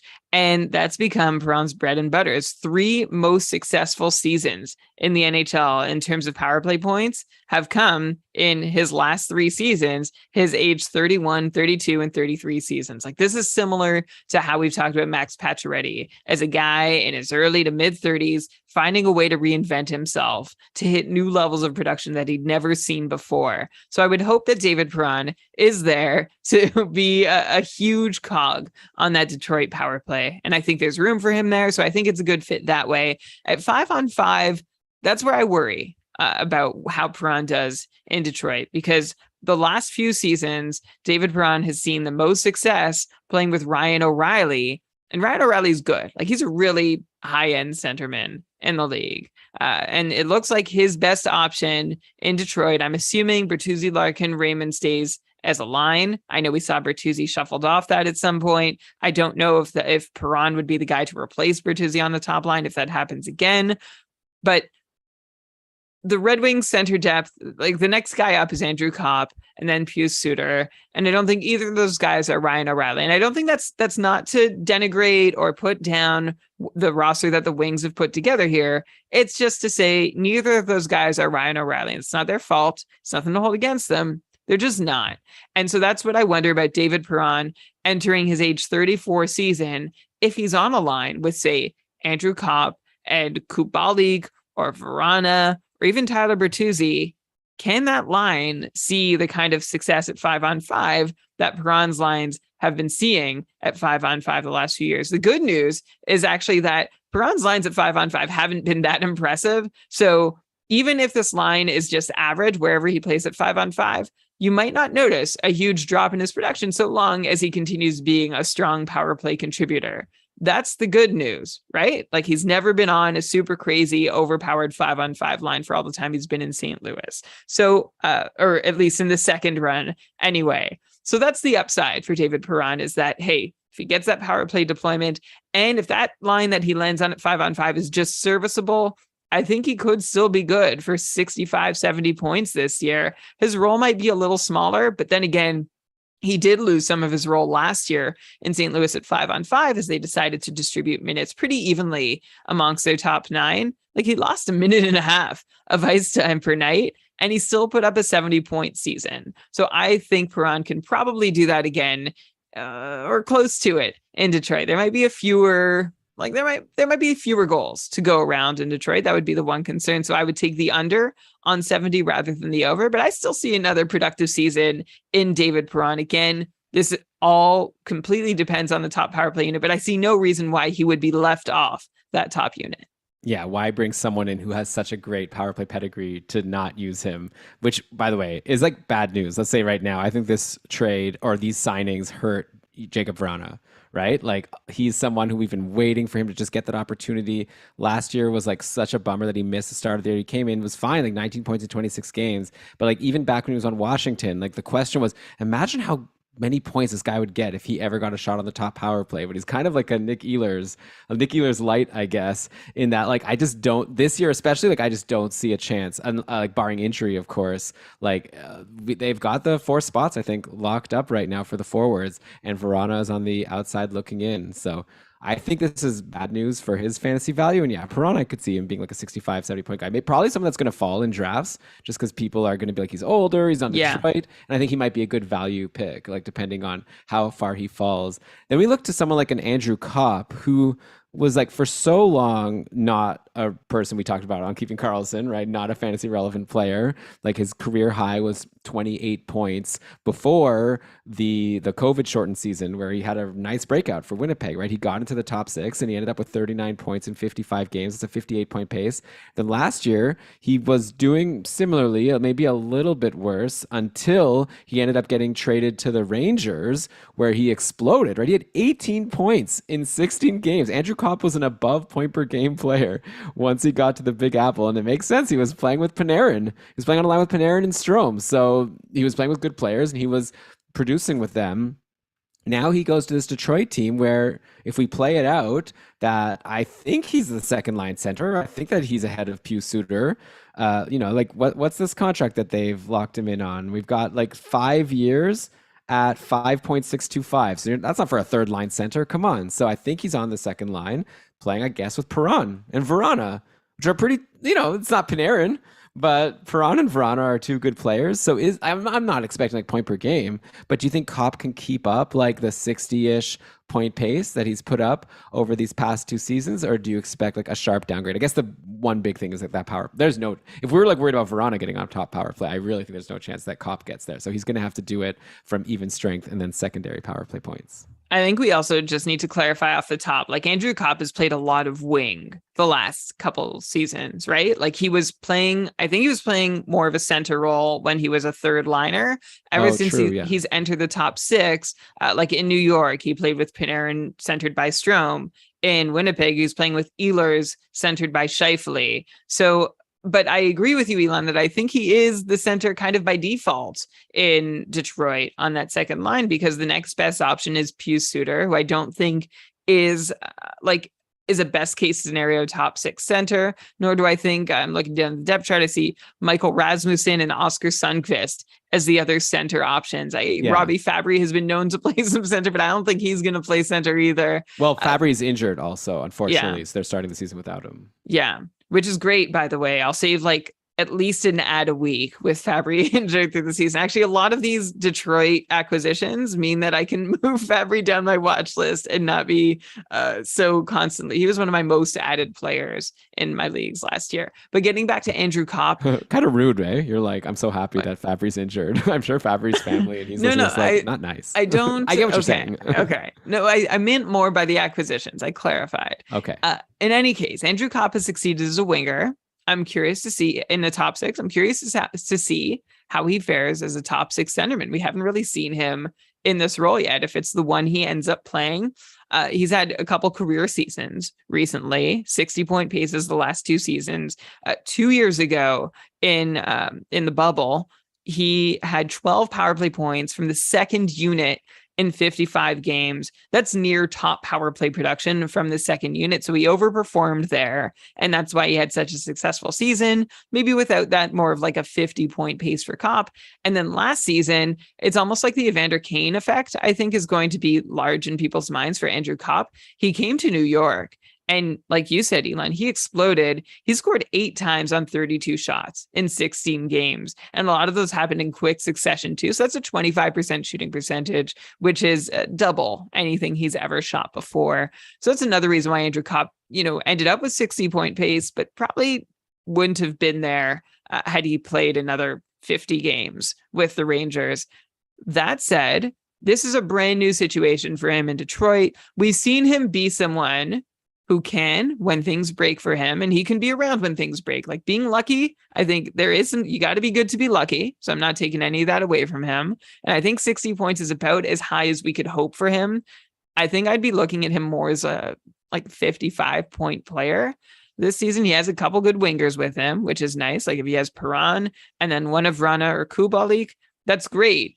except I'm not sure the defensive acumen of either of those guys. So he's going to have to do a lot of the heavy lifting on that second line defensively and hopefully still get in on goals that are, scored. But like I said, David Perron, not a fantastic 5-on-5 player the last few years. Jacob Vrana, Dominic Kubalik, also not fantastic 5-on-5 players. So Andrew Copp is not someone who's going to be very high on my draft list. I think he might really fit a need for Detroit where they've signed him.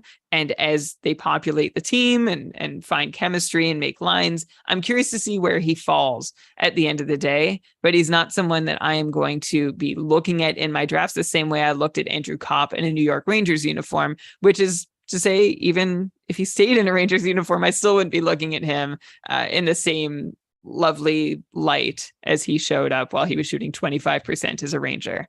Yeah, definitely makes sense. By the way, just to clarify something, you said Verana isn't a great 5v5 player. I thought that was like his bread and butter. Oh yeah, sorry. I definitely yeah. Okay. How can I respond to that? Hang on. Let me just pull up some numbers to respond to that.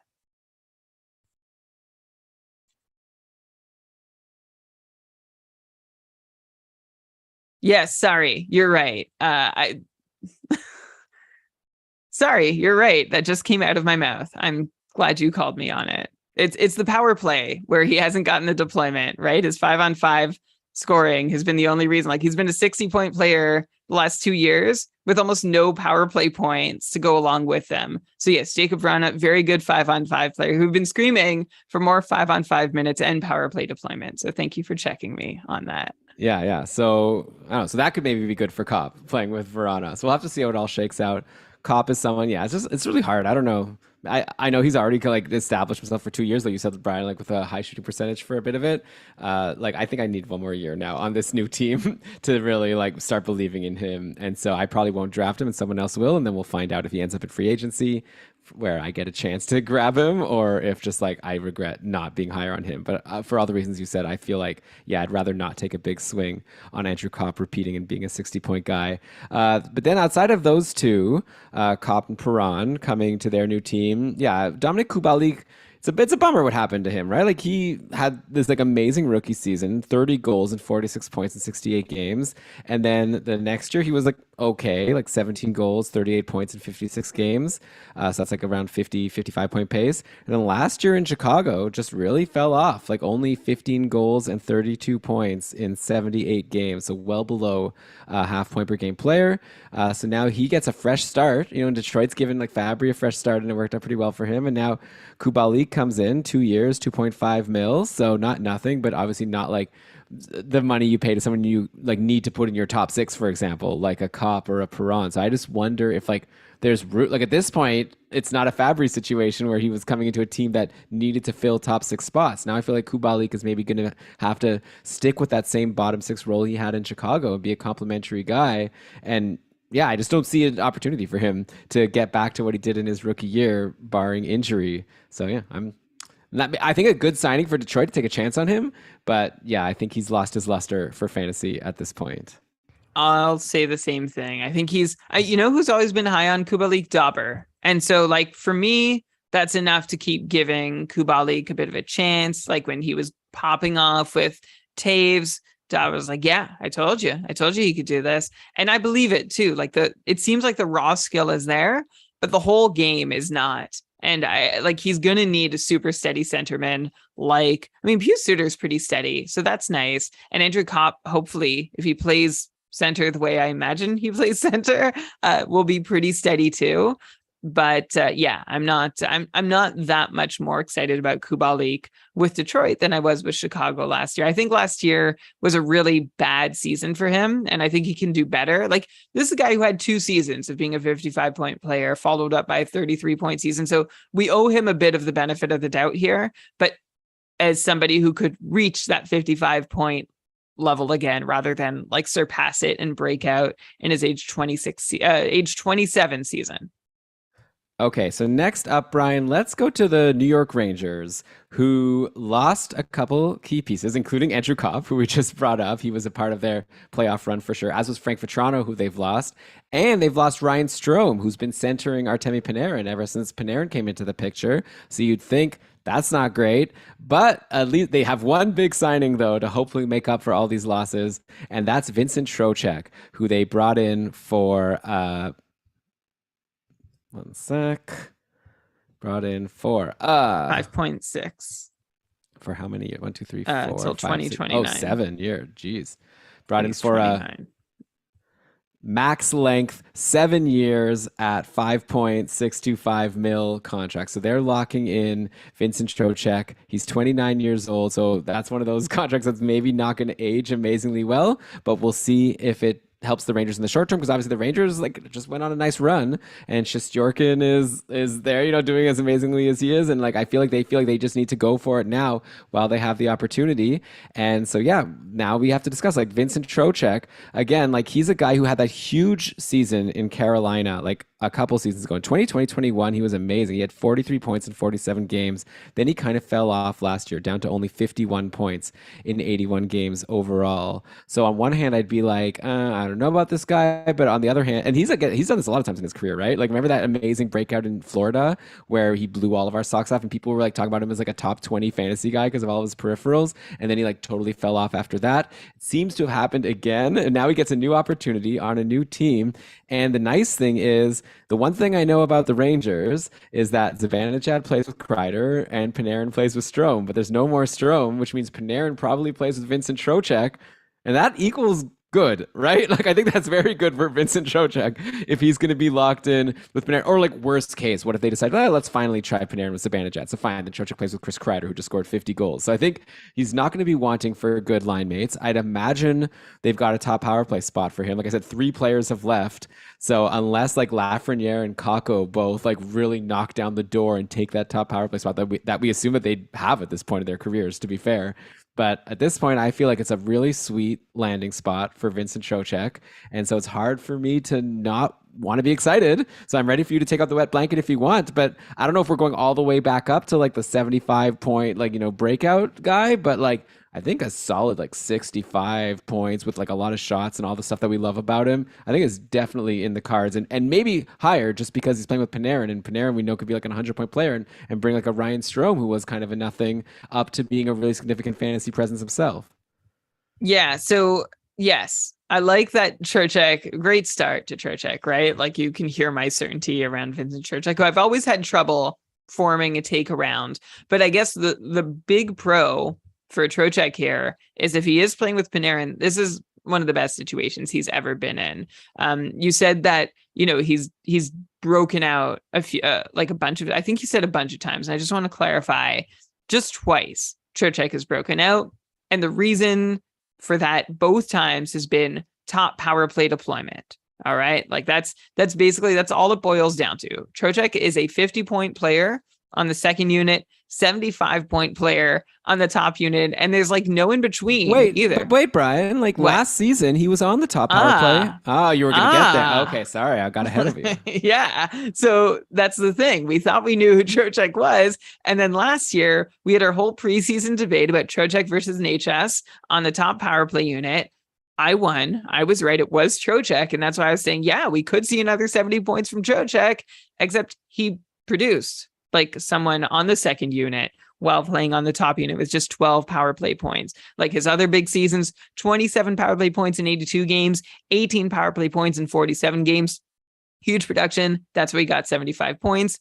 The rest, power play 2 production, even though he was on the top power play unit in Carolina. So I love that his 5-on-5 situation is better than ever. All right. He's never played with a Panarin. He's always been on a line 2. I'm looking at his line mates from the past several years. Natchez, Niederreiter, Connolly, Achari. 1 year he played a bunch with Hoffman and Huberdeau. That was nice. And he played a bunch with Huberdeau as well as McGinn and Malgin. Like this is a guy who, if he ever got some time with Huberdeau, that was great, but it was never something he could count on. So playing with Panarin for a full season, that's enough for me to say, okay, yeah, I'll start him at 55 points. My curiosity is where on the Rangers power play he slots in, because it looks like there's space, right? Okay, you've got Adam Fox quarterbacking, you've got Panarin and Zibanejad and Kreider locked in. So the last piece, I guess it's between Lafreniere and Trocheck, right? And here's why I'm worried it won't be Trocheck, is because Trocheck has made his playoff living, uh, has made his power play living playing net front. Well, guess what? Chris freaking Kreider plays net front in New York, and there's no changing that at this point after what is 29 power play goals and 52 goals total last season for the Rangers. So I wonder, is Trocheck given a new power play role to play on the top unit, or does he play that role on the second unit and somebody else comes in to play the spot that's open on the Rangers top unit? So that would be my concern for Trocheck. But I think the 5-on-5 situation is good enough that you should be interested in Trocheck. And even if he just puts up second power play production, which he's reliably done even from the second unit, like he's never really had a bad season on the power play, give it compared to his deployment, except for this most recent one. But add on another 10 to 12 power play points from the second unit, and you've got a 65-point player approaching 70. So I like Vincent Trocheck, and I think there could be some value to be found here in your drafts. I think a lot of people are tired of him not delivering because he's been so up and down, and every time you want to rely on him, it seems like he hasn't been there. But I'm looking forward to see what Trocheck can do with the Rangers. I'm also curious to see if he can start shooting more again. Like his very first breakout season, he was taking 3.5 shots per game. Then he took 3 shots per game. Then he took 2.5 shots a game for a couple seasons last year. Just 2 shots per game with Carolina. That might be a function of him playing on a line with Andrei Svechnikov, who was maybe supposed to be the one taking most of the shots at 5-on-5. So I'd like to see if Trocheck can start shooting a bit more, and that would obviously help him along with playing with Panarin. Yeah, I guess that's a really good point. We don't know if he'll get that top power play. And I guess it's going to be the kind of thing where you're hoping your drafts are happening after we've had some time through training camp to see if we learn anything, right? Because like you say, there's like a big difference between if he's there or if Lafreniere gets that job. And yeah, it'll be interesting. Like once again, the Rangers, by the way, going into last season, we were like, this is probably the year. There's 2 top 6 spots available for Lafreniere and Kakko to like finally take those spots and then produce. And then last year they didn't produce. And eventually the Rangers brought in Vetrano and Kopp at the trade deadline. And now this year we're doing it again, right? Vetrano and Kopp are gone. So it's the same song and dance. The question is like, do we expect the same results, or is it actually time for these, like the number 1 and number 2 pick from a few drafts ago? Are they going to actually produce like their high draft pedigree and make the Rangers have this like stacked top 6, and for these guys to like make it difficult for someone like a Trocheck to earn a top power play spot? So that's a storyline that I don't think we have the answer to yet, and we just have to wait and see. I don't know, Brian, do you have any thoughts on like Lafreniere or Kakko, or is it just the kind of thing where we have to see how they look next year and see if they've developed into the players we hope they would be?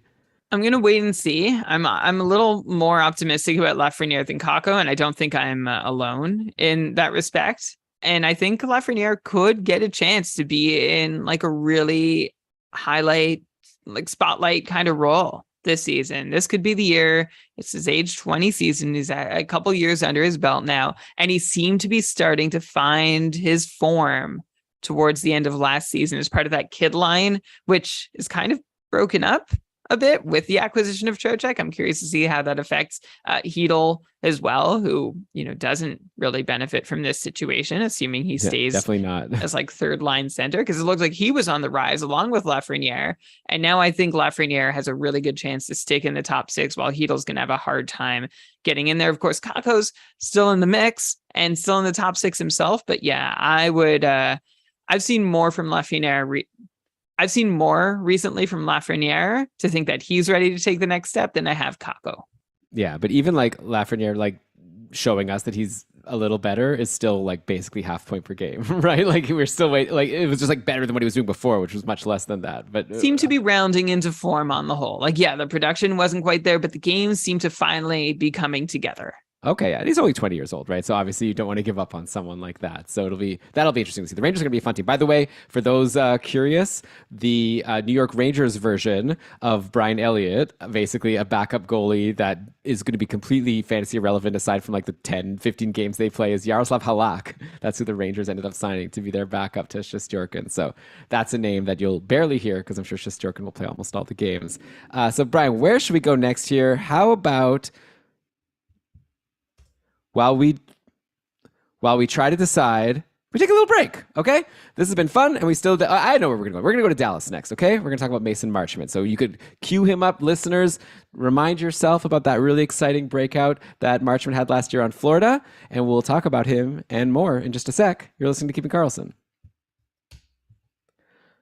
All right, we are back. And Brian, yeah, next up, I want to go to Dallas, who hasn't done too much in this offseason. But the one big move they did make is signing UFA Mason Marchment to a 4-year, $18 million contract. So that's a really huge contract for a player who I think like he's maybe the player that earned the most money from just last season. Like he's a guy who like going into the year, I don't think anyone was expecting that Marchment was going to end up landing an over 4 million per year contract by the end of it. But that's what happens when you put up 47 points in 54 games, like he did with the Panthers. It's a 71 point pace. And while we were talking about like a Mackenzie Weegar and like really benefiting from playing with all these good players, like you look at Mason Marchment, it's not like he was. Sorry, did you hear all this craziness, or is it not I coming thought I through? heard a toilet flush. There's like light. There's a big thunderstorm happening outside. Oh, Anyway, we have a thunderstorm watch here. okay, well, it's happening here. All right, so I'll just keep going though until the internet goes out because of the thunderstorm. Okay. So what was I saying? Oh Do yeah. you need to like back up your Audacity in case? Whatever. We're saving it also. I already have a backup recording to YouTube. Okay. Okay. Arjun. Uh, like with the guy with Mackenzie Weegar, we were saying that he was, playing with a lot of good players that score a lot of goals. You look at Mason Marchment, he actually didn't play that much of the season with like your Barkovs and your Huberdeaus. Like his most common line mates were, I guess, Sam Reinhart, who's very good, right? So that's the thing. It's like Florida's so stacked. But he was mainly a third line player playing with like Reinhart and like a Landell for most of it. So yeah, a third line, but still, to put up 71 point pace on essentially the third line on a team and not that much power play time. He wasn't even seeing second power play for a lot of the season. Yeah, it was just an amazing year. And now he goes to Dallas, where I think once again, it's hard to imagine him getting on the top power play. Like I think that's pretty locked in with, their Hintz, Robertson, and Pavelski, and probably like a Tyler Seguin as the forwards on the top power play. Miro Heiskanen, who we've learned from Sad Youssef is the player most in line to have a huge breakout next year. But I guess we don't need to dive into him again. But yeah, I think Marchment's going to be on the second power play and maybe the second line. Like I feel like they had a lot of like Ben Sagan and Guryanov. So I guess we have to see if Marchment bumps one of them and gets to be a second line player, or maybe he's just a really solid third liner like he was in Florida. So I'm not going to be the one to say that I think Mason Marchment is going to hit 70 points or 70 point pace again. Seems like it would be unlikely, but I didn't think he would do it last year, and he kept on producing. So Brian, what do you think? Is there any fantasy value here? Is he someone you would draft and expect something from, or do you think he just had that one amazing year and now he'll just be more of like a depth piece on the Stars? I don't think last year was a fluke for Mason Marchment. Like this is a guy who had never really been given a whole lot of opportunity to date. A lot of people forget that like he started his career as a Leaf, as a Leafs, as a Leaf with Toronto, right? He played a lot of time with their AHL affiliate, the Marlies. Didn't even do much there. Like was a half point per game player for most of the time. And then he had a great 2019-20, 18 points in 24 games in the AHL with 13 goals. That's big. Before the Leafs said, so long, see you later, and flipped into the Florida organization where he thrived last season. He didn't have much of a chance in 2021 either.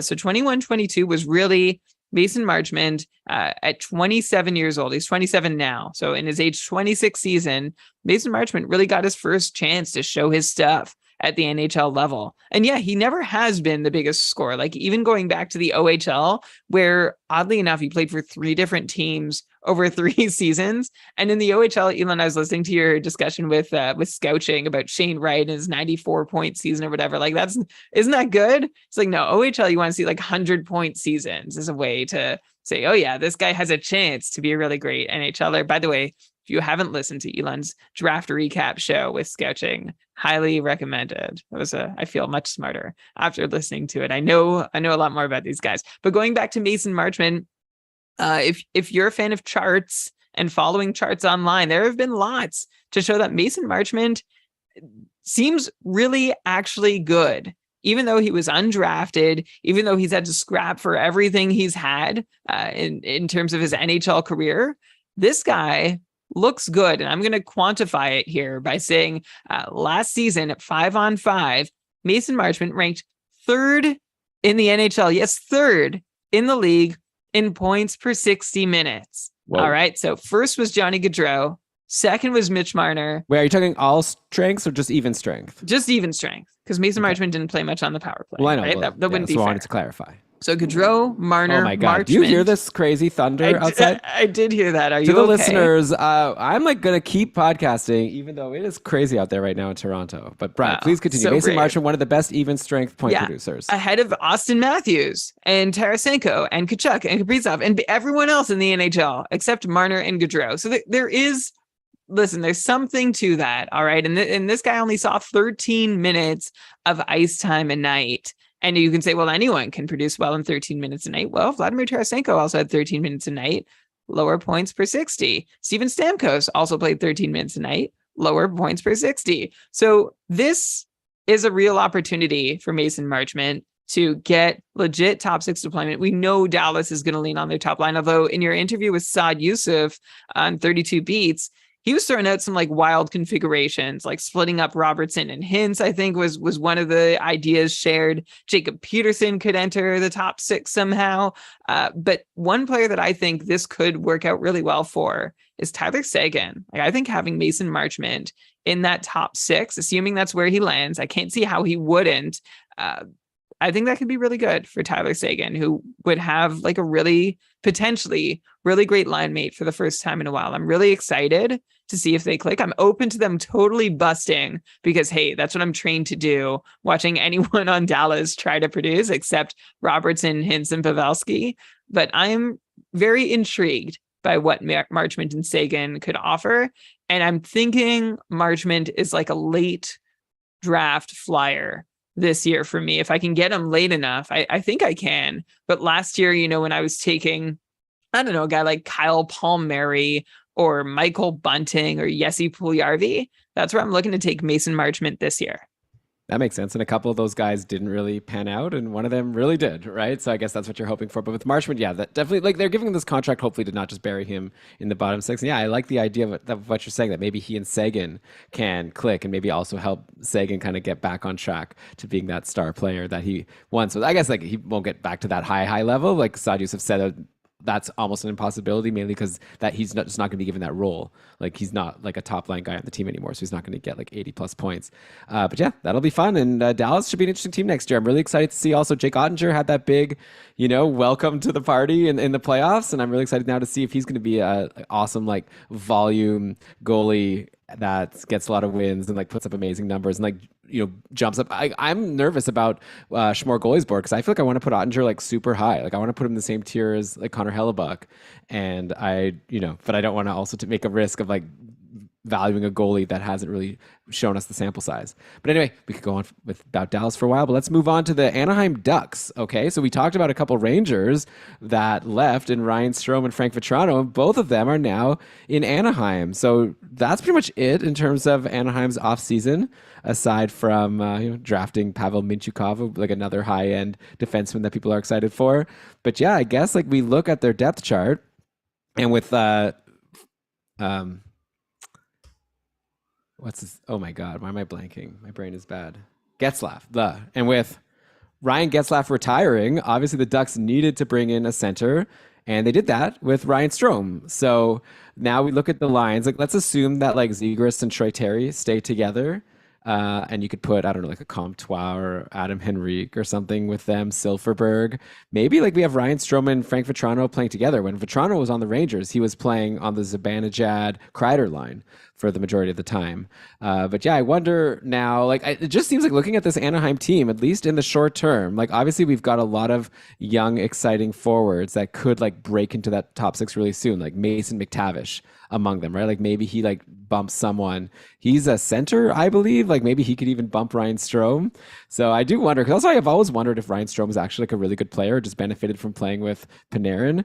But now, Anaheim's given him 5 years at $5 million per year, which you would think wouldn't make him a bottom sixer. So I don't really know what the plan is here. I guess Ryan Strome could also play on the wing potentially. I don't know. Brian, am I too low on Ryan Strome? I kind of just feel like he's not someone that I'm expecting a lot from, but also he has a good contract and he seems to be in line to be a second line center. So I don't know. Tell me what you think about him. And then also throw in a Frank Vetrano analysis as well. Well, being a second line center isn't worth a whole lot if you are playing with Max Comtois, who, sure, yeah, could break out like everyone hoped he would for the last 2 years. It still could happen. That wasn't meant to sound cheeky or as glib as I think it came off. Like, yeah, it's still possible. But hey, I'm not holding my breath on Comtois. And like, yeah, who else is Ryan Strom going to get to play with if Troy Terry, and I'm even going to say if Adam Henrique stays on Seagrass's line, right? Like, even if Ryan Strom gets to play with Adam Henrique, I'm not pumped for that. Basically, Ryan Strom needs Troy Terry on his line for me to be interested in Ryan Strom. And that's possible. That could happen. But really, that is the only way I'm interested in Ryan Strom. I'm actually kind of disappointed. Like, the Ducks are on a trajectory to be competitive somewhat soon. And I don't like any of the deal. I don't like the Strom acquisition. I don't like the Vetrano acquisition. Like, I guess they need Vetrano's decent. Like, he could be a nice supporting middle six player. But Strom, I just don't get, because Elon, I'm with you. I haven't seen anything to suggest to me that Ryan Strom is really good in his own respect and can be the reason a line succeeds. I think he needs to play with a really good winger, and he knows how to complement that player. But to be that guy, it hasn't been his jam so far in his career, and he's had a lot of opportunities to demonstrate otherwise. So that's why I'm not high on Strom here. Vetrano, I've always been a mix of high and low on him. Like, always has been good for getting some shots. And in New York, he and Andrew Kopp were just popping off. That was great, but it wasn't sustainable there either. And so that's why I'm not that high in Vetrano here. And Vetrano is also somebody who generally succeeds when he's playing with other people who elevate his game. And I really just don't see anyone on this Ducks roster that's ready to do that. So that is why I'm not going to draft Ryan Strom. I'm actually curious to see if Ryan Strom gets drafted in leagues. Like, what round do you think Ryan Strom goes in? Yeah, I don't know. I'm not like, I think he gets taken. Like, maybe he'll be on the top power play, but Like, yeah, in I think like it the would be third late. quarter of the draft, like the final, 50 to the 50th to 75% draft completion mark. Who do you take first, Ryan Strom or Mason Marchment? I would take Marchment first. Yeah, I I think really, me but too. that's because I'm not going to take Ryan Strom. Like, Ryan Okay. Strom's just not on my draft list, so it's not. But yeah, if they're both staring at me and they both seem like the best options available, I'm taking Marchment.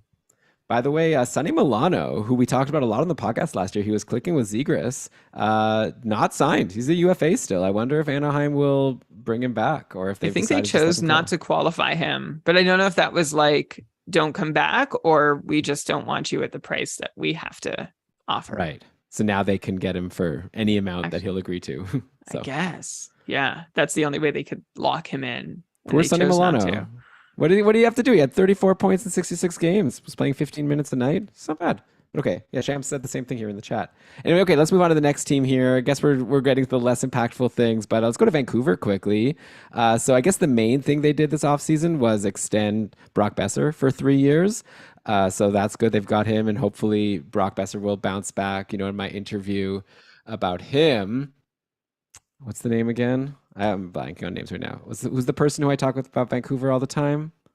Harman Dial. Harman. With my interview about them, with Harman Dayal, we were talking about how Besser, had a lot of like off ice issues, like with his dad and stuff, that like, health issues. So that was keeping him maybe like not able to have the best season. And he's expecting a big bounce back from Besser. So that's someone to watch. But yeah, aside from that, I guess the news has always been about JT Miller and whether they're going to keep him, extend him, or trade him. Like, what are they going to do? But there's no news on that front. So really, we just have one major signing, and that's Ilya Mikheyev, who they got from the Leafs as a UFA. So now Mikheyev is signed for a four-year, $19 million contract. And he's someone who I'm curious to get your take on, because he was like solid. Like, when you look at his final numbers with Toronto, like, not so bad, right? 32 points in 53 games. It's a 50-point pace. I guess not like high enough to be someone that we generally talk about on the podcast, but there were stretches where we were talking about him. That was mainly because, he would be getting a run on the Nylander line or with, or Tavares line. Like, so I just feel like it was more like the situation he was in that would lead him to getting good points. But now I wonder, is he like a good player and someone that we can expect to continue to be successful in Vancouver? Because I look at their top six, seems to me like maybe there's not room for him, right? We have Pedersen with, I don't know, Miller and Connor Garland, let's say. I don't know. And then Horvat with Brock Besser. And I don't know, Tanner Pearson's been playing with Horvat this whole time for the most part. And so, like, do you think Mikheyev has come in to like bump Tanner Pearson and take that spot? They also have Niels Hoglander, who we thought could maybe be a top six guy. So I don't know. I guess like yeah, I'm talking myself into it right now. Like I think that maybe Mikheyev's just brought in to be like a solid third line player and not someone we're gonna have to care about in fantasy. But I'm curious to know if you disagree. They also, by the way, brought in this guy Andrei Kuzmenko. I should probably just mention him quickly. Coming in from the KHL, where he had 53 points in 45 games last year with Scott St. Petersburg. So I don't know. He's like the new Vladimir Tkachev, who we thought would do something last year after coming from the KHL and being something special, and then he didn't do anything. But who knows? Maybe he's the next. I mean, I'm not going to say the next Kaprizov. Maybe something in the middle, like someone coming from the KHL and actually being as good or similar. Maybe the next Dodonov. Would that be something that maybe he could do? I don't know. So he's a wild card in Kuzmenko. So Brian, mainly though, my question is about Mikheyev, and is he someone we should care about? If you want to throw in a take on Kuzmenko, go ahead. Okay. The answer will be short. I don't think Mikheyev is really fantasy relevant this year.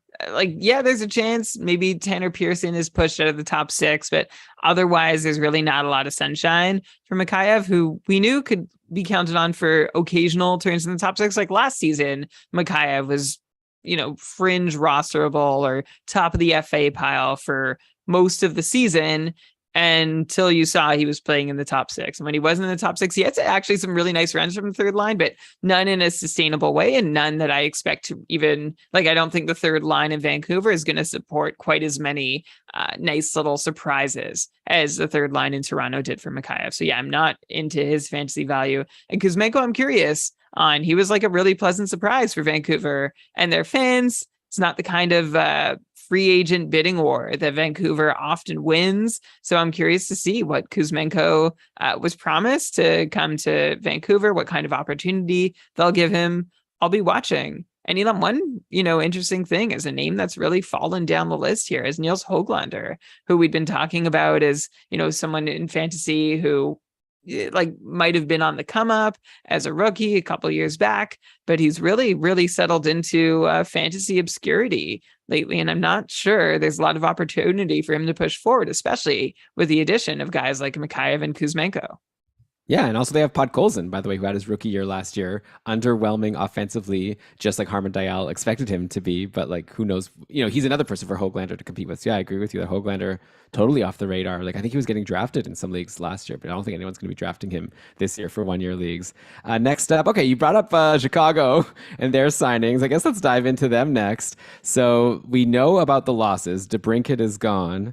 Kirby Doc is gone.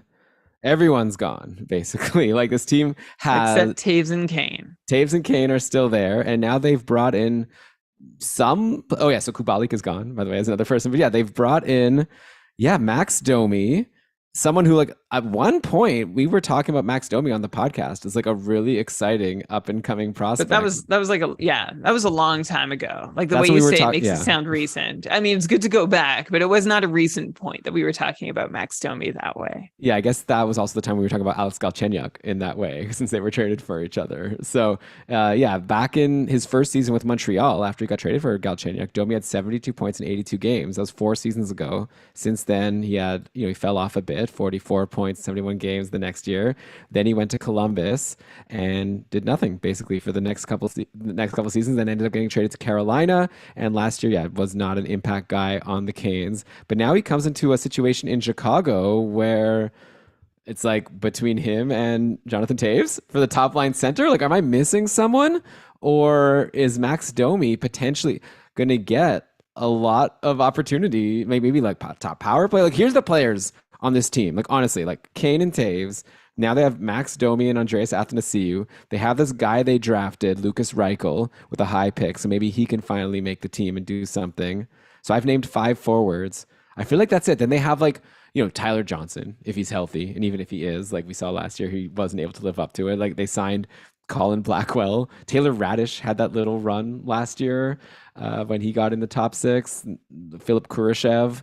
This is the team, like Jujar Kyra. Like, so all that to say, like, Patrick Kane is good. You said, when I asked you what's the implication for Kane when he loses to Brinkett, and you were like, don't expect him to fall off too far. Like, you thought he'd still be able to be worthwhile to draft and expect like maybe point per game. Like, so he's gonna have to do it with someone. Is that person Max Domi?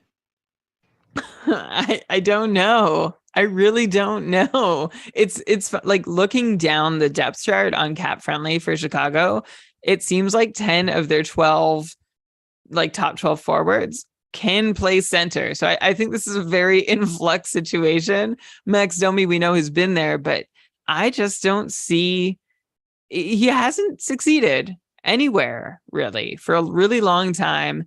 And there was a moment last season where it's like, oh, Max Domi could play with Patrick Laine and Jacob Voracek. Maybe something could happen there.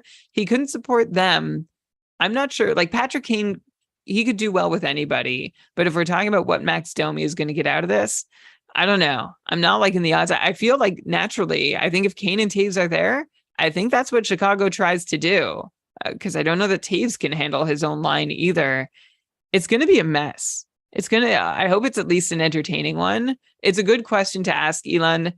Like maybe Max Domi is your last pick of the draft. If you think, like, remember Tyler Johnson was going late in drafts last year and he was like the hip last pick and that amounted to nothing. And I think the lesson to gather there is opportunity does not mean success, even when that opportunity is looking really, really good. It doesn't mean success if the player is just not the caliber of player who's able to succeed.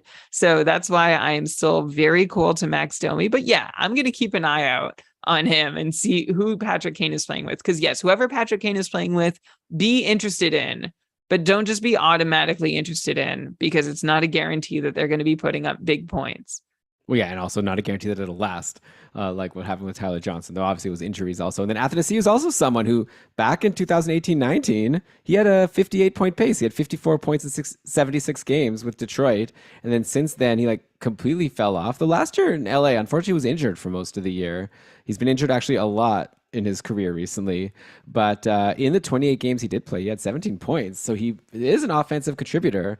So I guess the same with Max Domi, right? Someone to watch.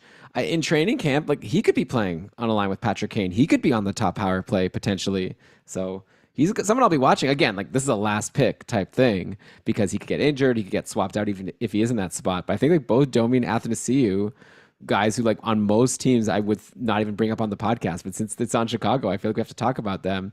Though I guess maybe to be fair, should we talk about Lucas Reichel as someone who like is maybe the highest upside guy on the team? Like who's the net? Like Taves isn't even that good. Like even after Patrick Kane, do you draft anyone? Well, and I guess Seth Jones. Like do you draft anyone from Chicago? I guess like probably the answer is Reichel or Taves, and like I don't know. Are you going for either of these guys, or is like it really just going to be Seth Jones, Patrick Kane, and then nobody else? That's it. Yeah. I'm not drafting anybody on Chicago that's not Patrick Kane or Seth Jones. And I will put, like, I'm glad you're bringing them up. We're doing our due diligence. Lucas Reichel, Jonathan Taves, Andreas Athanasiou, Max Domi, maybe even Tyler Johnson. All those guys you can watch, but at least, almost, I would say one of those might turn out to be fancy relevant. And even then might still not be worth, a late round draft pick. So go ahead and take your flyer, but I'm not expecting there to be a whole lot of fancy value on Chicago this season, which is not the hottest take. Yeah, definitely. 57 points in 56 games for Reichel with Rockford of the AHL last year. So he has a high pedigree.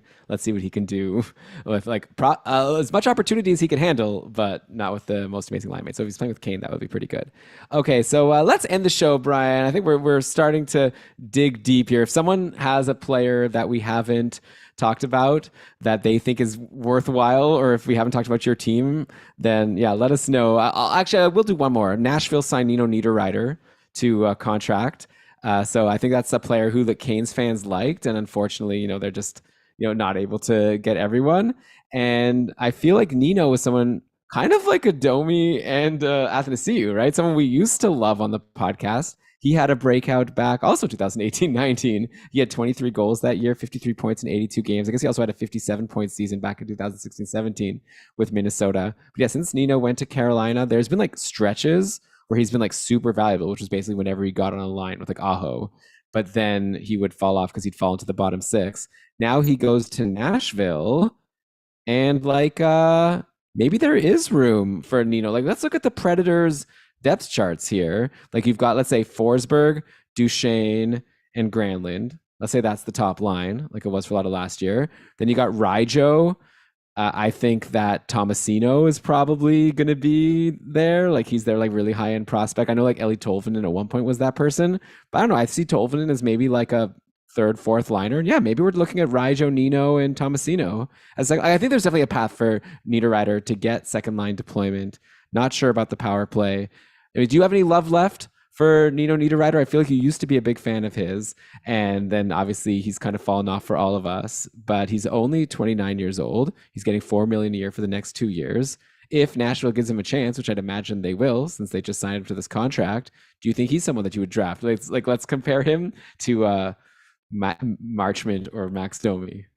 Well, Niederreiter only produced from one place in Carolina in a fancy relevant way, and that was on the top line with Sebastian Aho.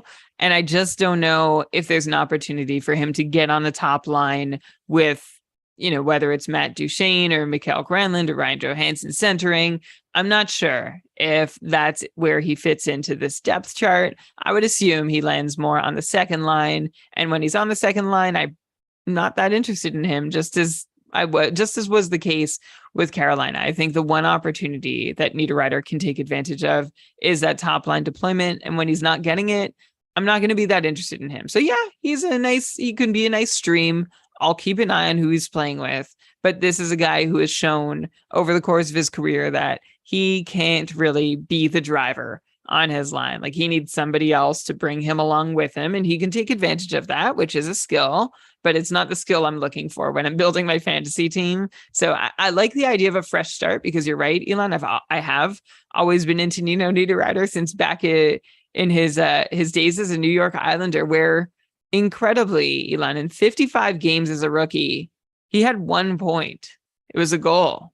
And he took 74 shots in 10 minutes of ice time a night. So, like, maligned from the start in Long Island, moved to Minnesota, where I remember I was excited, more opportunity. He seems to take small steps every year, but his game has really stagnated since that 16-17 season that he paced for 57 points you mentioned. Since then, he hasn't shot as much ever. He hasn't scored as much ever. He hasn't assisted as much ever. So, and that was like already 6 years ago, if I'm doing my quick chronological math correctly. So that's why I'm not feeling any sense of like, oh, this is a big moment for Niederreiter to bust out. I'm going to watch, but I'm going to expect that he's pretty much the player he's shown himself to be over the last 7-8 years. Yeah, Brian, I actually didn't realize or forgot that Niederreiter was a 5th overall pick back in 2010. Yeah, from the big Islanders. Pedigree. And then, like, the Islanders didn't like him at all. They never wanted to play or use him. And it seemed like he needed a fresh start. Unfortunately, It still didn't work out. So you know who they should have taken. So actually, it's fun. Okay, I'm looking through the draft now. So first of all, Minnesota took Mikael Granlund at 9th. Now they're going to be teammates once again. So that's kind of fun, because Nino and Granlund were together in Minnesota. Now they'll be together in Nashville. Obviously, Taylor Hall went first. Sagan went second. Good Branson, who we've brought up recently on the podcast, eating away at the cap for Columbus, went third. Raijo went fourth, Brian. Wow. This is like Nashville's just piling up. Nashville loves the 2010 draft. But clearly, all of these teams, well, I guess Edmonton and Boston, you can't get too mad about Hall and Sagan. But you go down the list, St. Louis got Vladimir Tarasenko at 16. So I think the Islanders, that's who they should have taken. This has to be one of the worst drafts. I'm looking down the list. I have to go down to 26 to see Kuznetsov taken there. Brock Nelson taken 30th by the Islanders is like maybe a top 5 player from the first round of this draft. It's not pretty. Tyler Toffoli went in the second round. He's a guy we're pretty excited about for next year. Mm-hmm. Oh, Brian Rust is there in round 3. Ooh, let me see here. Anyone good in round 4? Maybe like Eunice Donskoy is the best from round 4. Still in NHL. Oh, Zach Hyman, round 5. This draft has like depth. John Klingberg, round 5. Yeah. Oh, Brendan Gallagher, round 5. Honestly, round 5 like rivals round 1 in the high-end It talent. might have been better. It might have been better. Anyone else here? Mark Stone, round 6. That's maybe one of the best players in the draft right now if we're redrafting. He's definitely going to go top 5. Let's see, round 7. Freddie Anybody? Anderson in the 7th round. Wow. There's a good player in every round of this draft. And then, yeah. Anyway, I mean, I think that's not abnormal. I Maybe think the first round of this draft was abnormally weak. I see. Yeah, definitely. Okay, we've gone on long enough. This has been so fun, Brian. Thanks so much for chatting with me for 2+ hours for part 1 and part 2 or I should say part 3 and part 4, and the final parts. We're now done talking about free agency. So our next podcast we do will be looking towards next year, kind of having the general framework. Obviously, there will be still more signings and trades. Kadri still not signed. Klingberg. I feel like there's another big name I'm missing. Well, Bergeron, though he'll probably go to the Bruins. Oh, by the way, Klatchin in the chat. I'm sorry, we didn't get to our Jack Studnicka talk. Andy S. Is his name on our Discord. So when we get to training camp, or actually we haven't done our beat writer interview with Fluto Shinzawa yet. So definitely we'll get some Studnicka talk in there once we talk to Fluto. But I think we're good for today, Brian. So thanks everyone for listening. Check out our beat writer interviews that we dropped recently about the Golden Knights and the Capitals. If you missed parts 1 and 2, obviously check those out. We have another beat writer interview coming up really soon with Low Tide about the Edmonton Oilers. So that'll be fun. And then we got more, we're going to start scheduling more. So yeah, our feed is going to be popping. So you just got to be subscribed on your Apple Podcast, Spotify, wherever, and you'll get everything. Obviously, we have our Patreon. We've mentioned it a couple times. We have a lot of fun in our Discord. Check that out. keepingkarlsson.com/patron. But okay, Brian, with that, let's cue the outro music. Why don't you go ahead and read us the credits? All right. This episode of the Keeping Karlsson Fantasy Hockey Podcast was presented by Dobber Hockey and powered by our patrons, including our super supporters, Tom, Derek, David, Andrea, Rob, Flash, Patty, and Tyler. This episode was researched with help. Oh, no, that's not what I do next. Be sure to check out GameDayTweets.com for all the latest fantasy news, and that'll show you the way to the 3 essential Twitter accounts that are basically all you need to follow to know all you need for fantasy hockey. Thanks to Shams and Elon for keeping that up. Logo art by BrendanWeeb.com. Outro music by Pat Roach. Oh, also thank you to Andrea and Joel for continuing to run the amazing patron rankings on Discord. By the way, we're mock drafting on Discord now. It's mock draft season. Elon, you've been in one. At least I'm in one right now. It's been my pick for the entirety of the show, so hopefully people aren't getting annoyed. But that's my excuse, and I think it's a decent one. I've had a uncharacteristically low draft timer. You'd be proud to know.